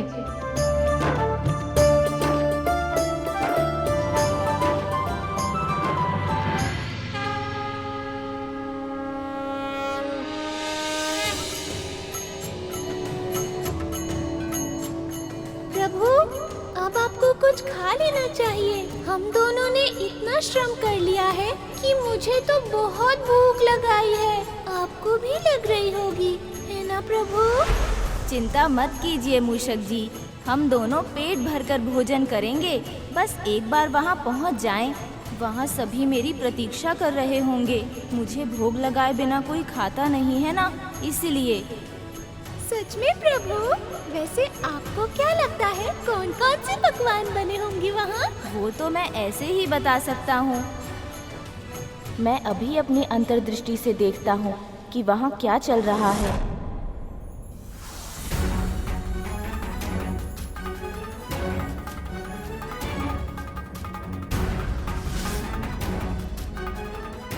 बहुत स्वादिष्ट भोजन है। और ये मोदक तो गणेश जी को बहुत प्रिय है ना? ये क्या, उसे तो सभी पकवान बहुत प्रिय हैं। अभी यहाँ होता तो बहुत चाव से खाता वो। किंतु देखिए ना, विलंब होने के कारण इन सब का आनंद उठाने से चूक गए हैं प्रभु गणपति।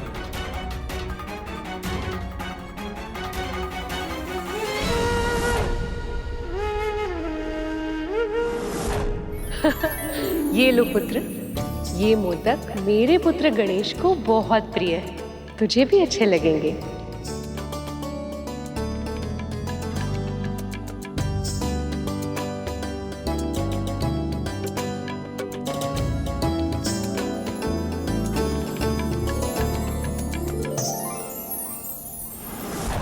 बिना मुझे भोग लगाए ही उन लोगों ने भोजन करना आरंभ कर दिया। किसी को मेरा ध्यान भी नहीं आया। ये मेरा अपमान है।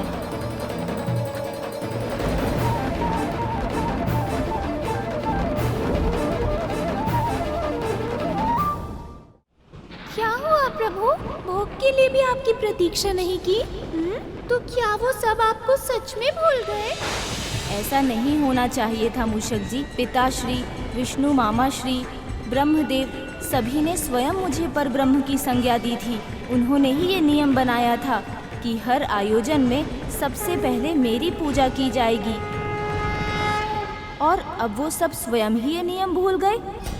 कारण चाहे जो भी रहा हो, पर कर्तव्य से बंधे होने के कारण मैं इस नियम का पालन करने के लिए विवश हूँ। मैं नहीं चाहता था कि इस विवाह में कोई भी विघ्न आए, पर जहाँ गणेश उपस्थित ना हो वहाँ विघ्न का आना तो निश्चित है। अब इस विवाह में आने वाले विघ्न के प्रकोप को उन्हें स्वयं ही संभालना होगा।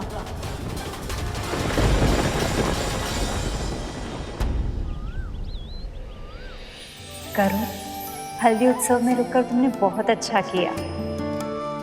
हाँ गरुड़, तुम्हारे बाल रूप ने इस उत्सव का आकर्षण और भी अधिक बढ़ा दिया। मैंने कुछ नहीं किया है माँ। तो माता लक्ष्मी ने मुझे इस रूप में दर्शन देकर मुझ पर कृपा की है, परंतु अब मैं इन्हें वधु रूप में देखने की प्रतीक्षा नहीं कर पा रहा हूँ। देखा सखी, विवाह की प्रतीक्षा में जब दूत ही इतना उतावला हो रहा है तो उसके प्रभु कितने छटपटा रहे होंगे। ये कल्पना सहज ही की जा सकती है। मुझे भी उतनी ही प्रतीक्षा है जितनी मेरे हरि को है।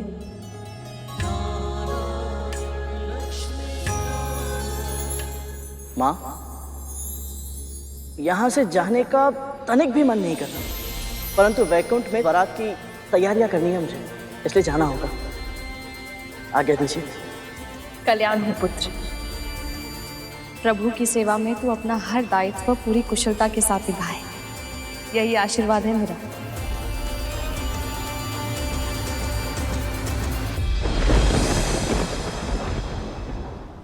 आना भी चाहिए प्रभु, विघ्न तो आना ही चाहिए। मैं तो कहता हूँ हम इसी क्षण कैलाश वापस चलते हैं। वो प्रभु विष्णु और माँ लक्ष्मी अवश्य है, पर आपके बिना उनका विवाह भी संभव नहीं है। ये बात पूरे संसार को पता चल जानी चाहिए। मैं एक विचित्र दुविधा में फंस गया हूँ मूषक जी। मुझे पूरा विश्वास है मेरे मामा मामी श्री जानबूझकर मेरी अवहेलना कभी नहीं करेंगे। मैं जानता हूँ वो पूरे मन से यही चाहते हैं कि मैं उनके विवाह में सम्मिलित हूँ, पर अपने उत्साह में मेरी प्रतीक्षा ना करके उन्होंने मेरे सामने एक ऐसी समस्या उत्पन्न कर दी है जिसका समाधान मेरे पास नहीं है। एक ओर है संसार का नियम जो कहता है कि किसी भी मंगल कार्य को पूरा करने के लिए मेरा आह्वान, मेरा सत्कार और मेरा आशीर्वाद होना आवश्यक है। इनके बिना कोई ना कोई अवरोध अवश्य उत्पन्न होगा जिसे कोई टाल नहीं सकता। पर दूसरी ओर मेरा मन है मूषक जी, जो जानता है कि ये विवाह केवल उन दोनों के लिए ही नहीं, पूरे संसार के कल्याण के लिए कितना आवश्यक है, और इसीलिए मैं इसमें किसी भी तरह का अवरोध उत्पन्न नहीं होने देना चाहता। ये युद्ध हृदय और मस्तिष्क के बीच है मूषक जी, और मैं इसमें फंस गया हूँ। अब जब तक मैं स्वयं को शांत नहीं कर लेता, मैं ना आगे जा सकता हूँ और ना ही पीछे।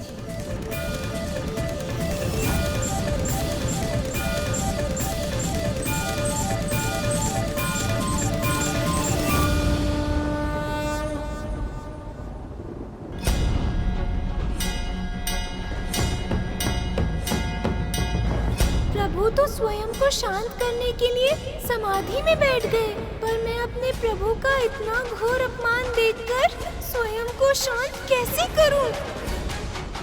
मैं अपने प्रभु के अपमान का प्रतिशोध अवश्य लूंगा। मेरे प्रभु के अपमान का दंड मैं विघ्न के रूप में दूंगा।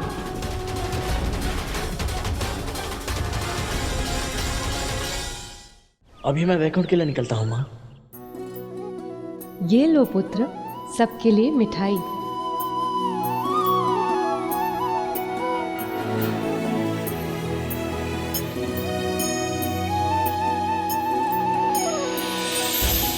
सदैव सुखी रहो।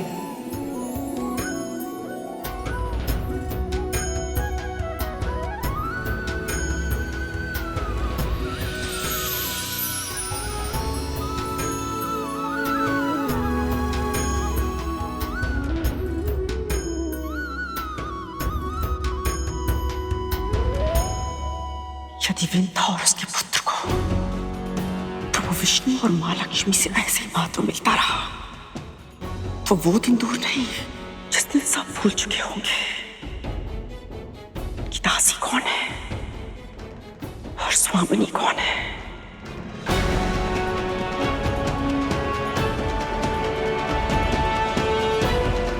कद्रू, तुम्हारे चेहरे पे एक और दाग। ऐसा नहीं लगता कि जब भी तुम विंता और गरुड़ के बारे में कुछ गलत बोलती हो, तुम्हारे चेहरे पे धब्बा आ जाता है? ये आपके भीतर का रोग है देवी, जो बाहर प्रकट हो रहा है। कृपया अपने मन की शुद्धता पर ध्यान दीजिए। इसका अर्थ है देवर्षि नारद सत्य कह रहे थे। इन दोनों के कारण मेरी चिंता बढ़ती जा रही है, और मेरी सुंदरता बिगड़ती जा रही है। पर कब तक षड्यंत्र करेगी है? बस एक बार मेरे पुत्रों को अमृत मिल जाए, फिर सदैव सदैव के लिए मेरी चिंता समाप्त हो जाएगी। अमृत पाने की तुम्हारी इच्छा ही रह जाएगी कद्रू, क्योंकि जब तक विवाह संपन्न होगा मेरे पुत्र सारा अमृत चुरा चुके होंगे।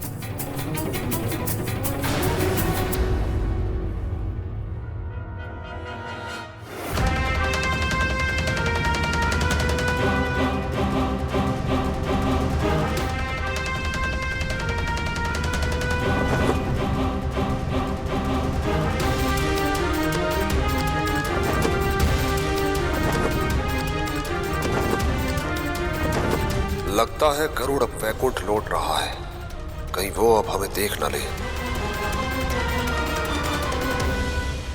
गया गरुड़ वापस। अब चलिए महाराज, मंथन आरंभ करते हैं।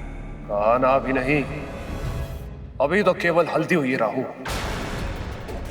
जब तक बारात वैकुंठ से निकलकर लक्ष्मी निवास तक नहीं पहुंच जाती, तब तक किसी न किसी रीति के कारण किसी न किसी का आना जाना होता रहेगा। हमें उचित अवसर की प्रतीक्षा करनी होगी राहु। मैंने ये कभी नहीं सोचा था कि मैं ये सब कहूंगा, पर मुझे कहना पड़ रहा है। अब तो मेरा भी मन हो रहा है महाराज कि शीघ्र ही ये सभी रीतियां समाप्त हो और विष्णु बारात लेकर लक्ष्मी निवास पहुंचे, ताकि हम यहाँ अमृत पाने का प्रयास आरंभ कर सकें। धैर्य राहुल, धैर्य। आप सभी विश्वास नहीं करेंगे वहां क्या हुआ। मैंने माता लक्ष्मी का हल्दी उत्सव देखा, साक्षात अपने बाल रूप में।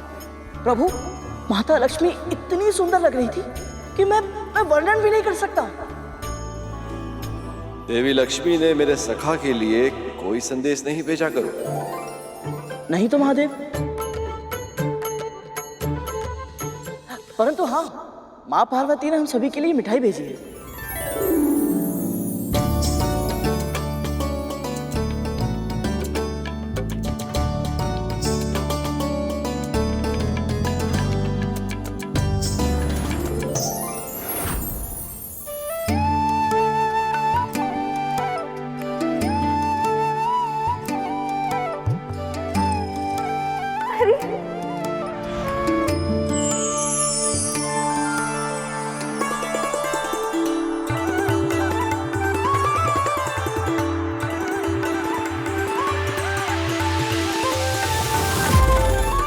क्या हुआ प्रभु?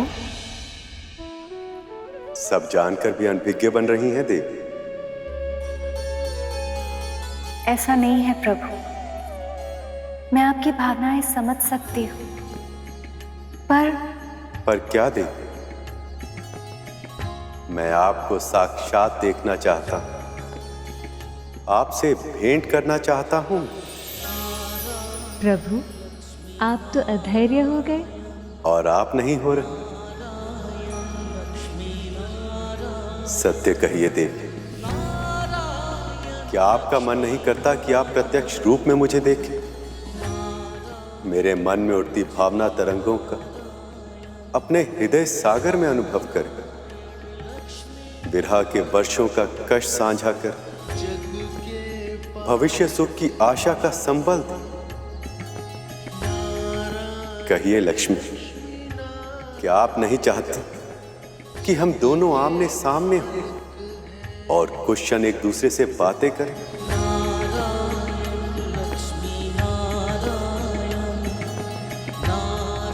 पर प्रभु, ये कैसे संभव है?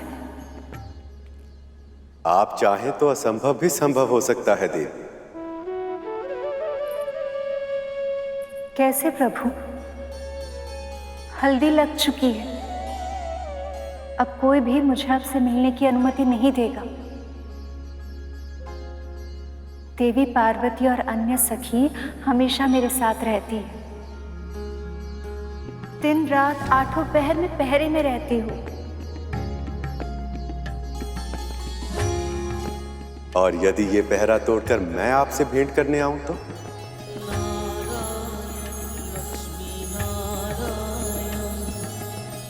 पहले पहरा तोड़ कर तो दिखाइए।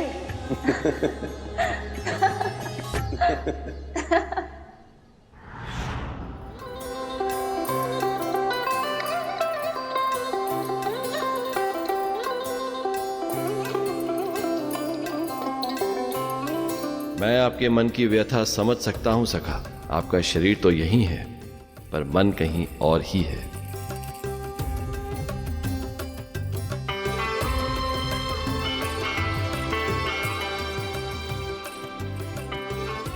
मैं समझ रही हूँ सखी, तुम्हारा मन भैया विष्णु के पास ही है, किंतु आप चिंता ना करें, शीघ्र ही भैया बारात लेकर आएंगे और आपसे विवाह करके ले जाएंगे। फिर जी भर के निहारते रहिएगा उन्हें।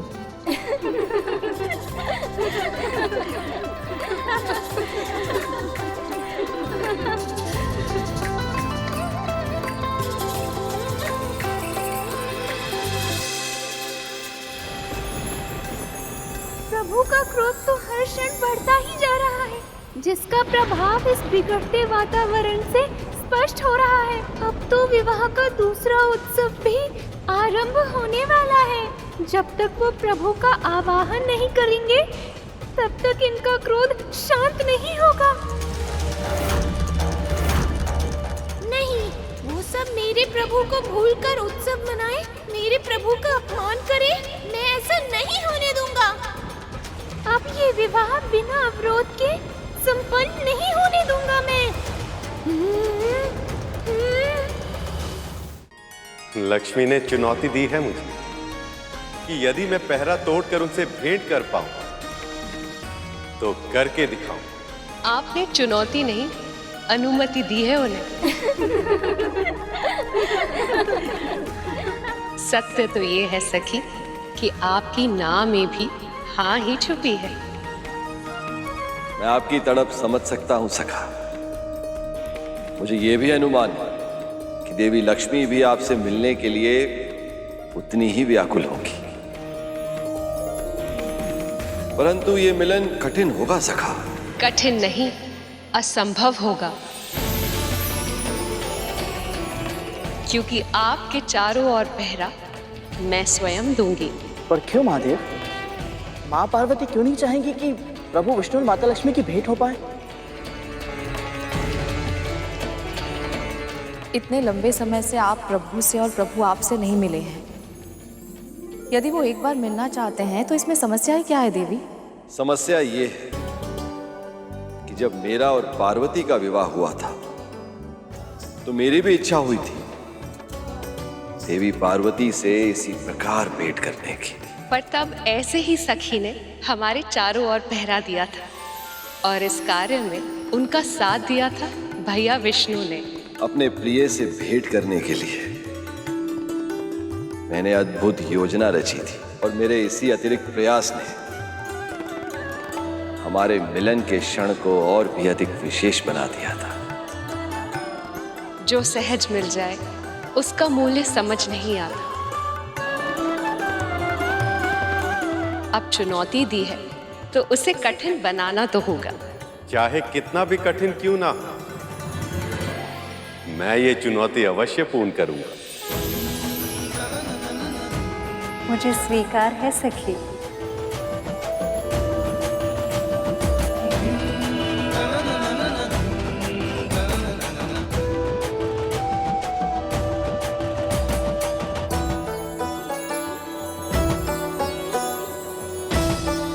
मुझे कोई चिंता नहीं है प्रभु, क्योंकि मुझे पूर्ण विश्वास है आप जो ठान ले उसे पूरा होना ही है।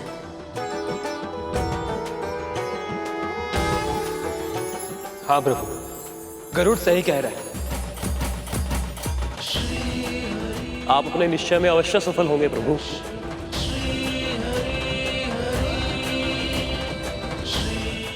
स्वयं देवी लक्ष्मी ने चुनौती दी है और पार्वती जी पहरा दे रही हैं। ऐसे में कैसे पूरी हो पाएगी ये चुनौती?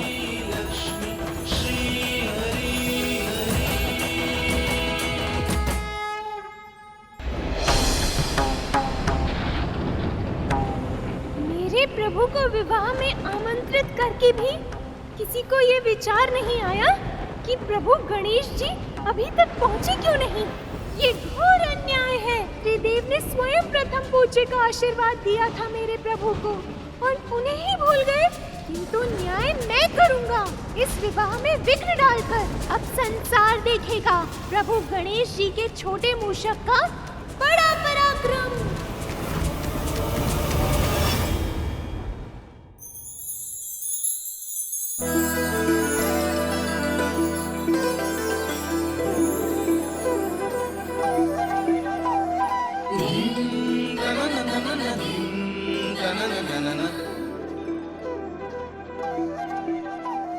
कितने सौभाग्य की घड़ियां हैं आई,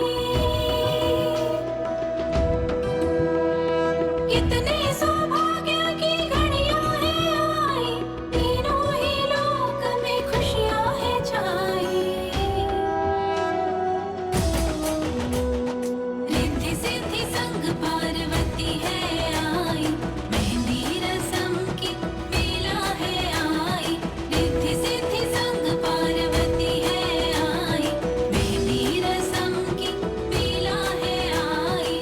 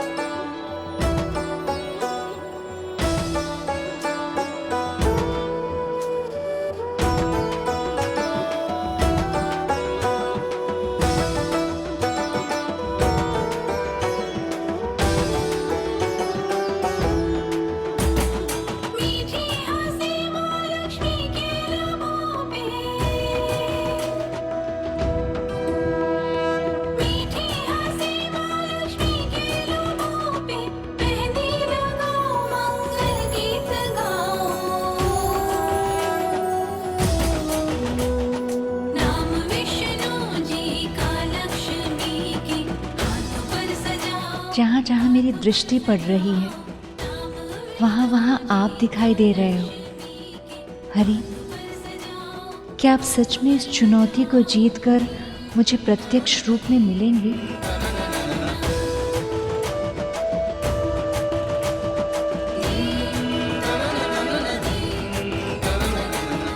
मैं किसी की मंशा को सफल नहीं होने दूंगा। मैं अपने प्रभु को साक्षी मानकर प्रण लेता हूँ कि अब ये विवाह नहीं होगा। मैं अपने प्रभु के अपमान का प्रतिशोध लूंगा।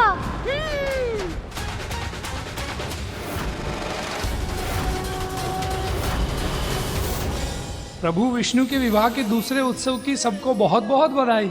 नारायण नारायण।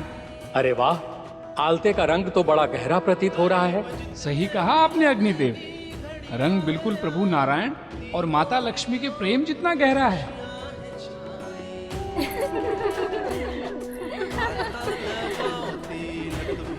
माँ, ये मेहंदी को छूकर आशीर्वाद दें ताकि हम भी इसे लगाकर सौभाग्य प्राप्त कर सकें। लक्ष्मी से मिलन को हरि को सजाओ।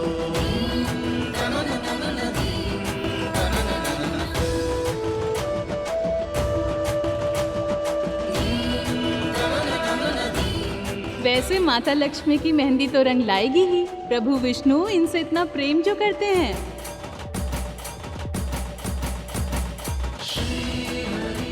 किंतु क्या इतना प्रेम करते हैं कि चुनौती जीत पाए?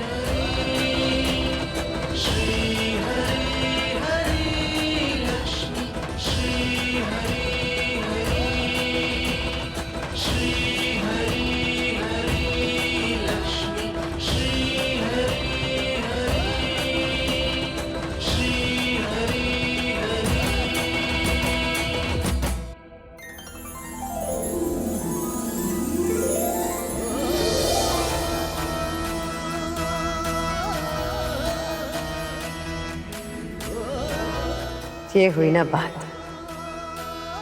अब विंता ने किया दासू वाला कार्य। क्यों कद्रू, अब तो प्रश्न होना था।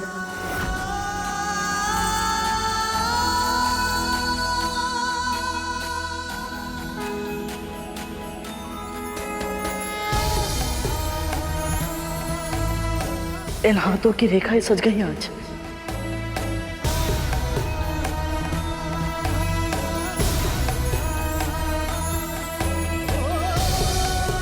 माँ लक्ष्मी की छुई मेहंदी मुझे लग गई। सारा जीवन ही शुभ हो गया आज।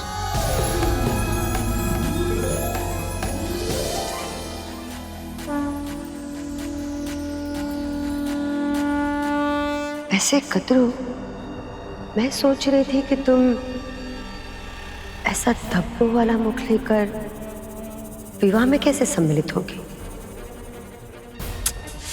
अच्छा नहीं लगेगा ना।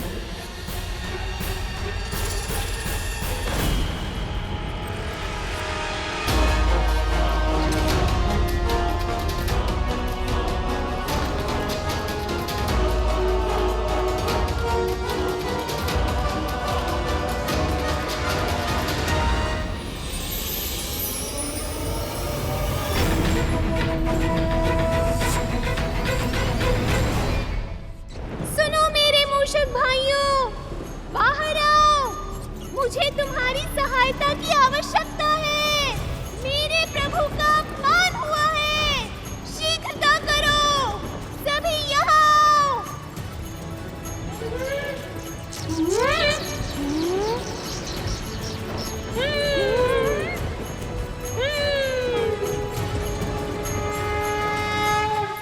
पुत्री, विवाह का जोड़ा पहनने से पहले आपको सभी शुभ वस्तुओं के साथ मंदिर जाकर देवी माँ की पूजा करनी चाहिए।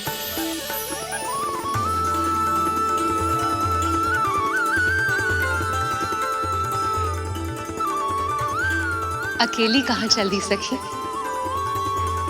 हम भी आपके साथ चलें।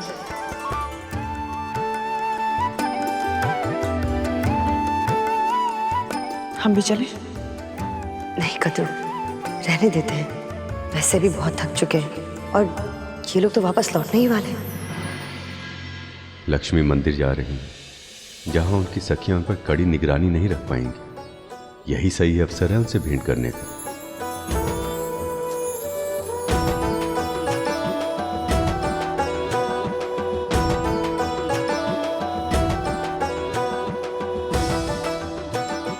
माँ लक्ष्मी, अब तो आप ही कोई मार्ग सजाइए, कुछ भी कीजिए, परंतु एक बार प्रभु से भेंट कर लीजिए माँ।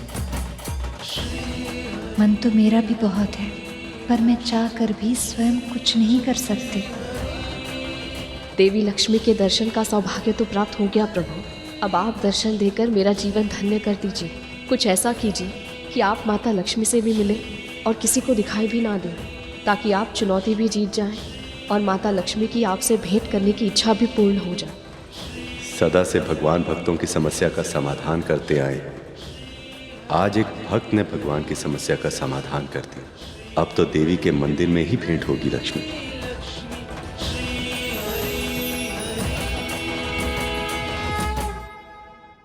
पक्षीराज गरुड़ के साहस भरे कारनामे देखने के लिए चैनल को सब्सक्राइब करें और साथ ही बेल आइकॉन दबाना न भूलें।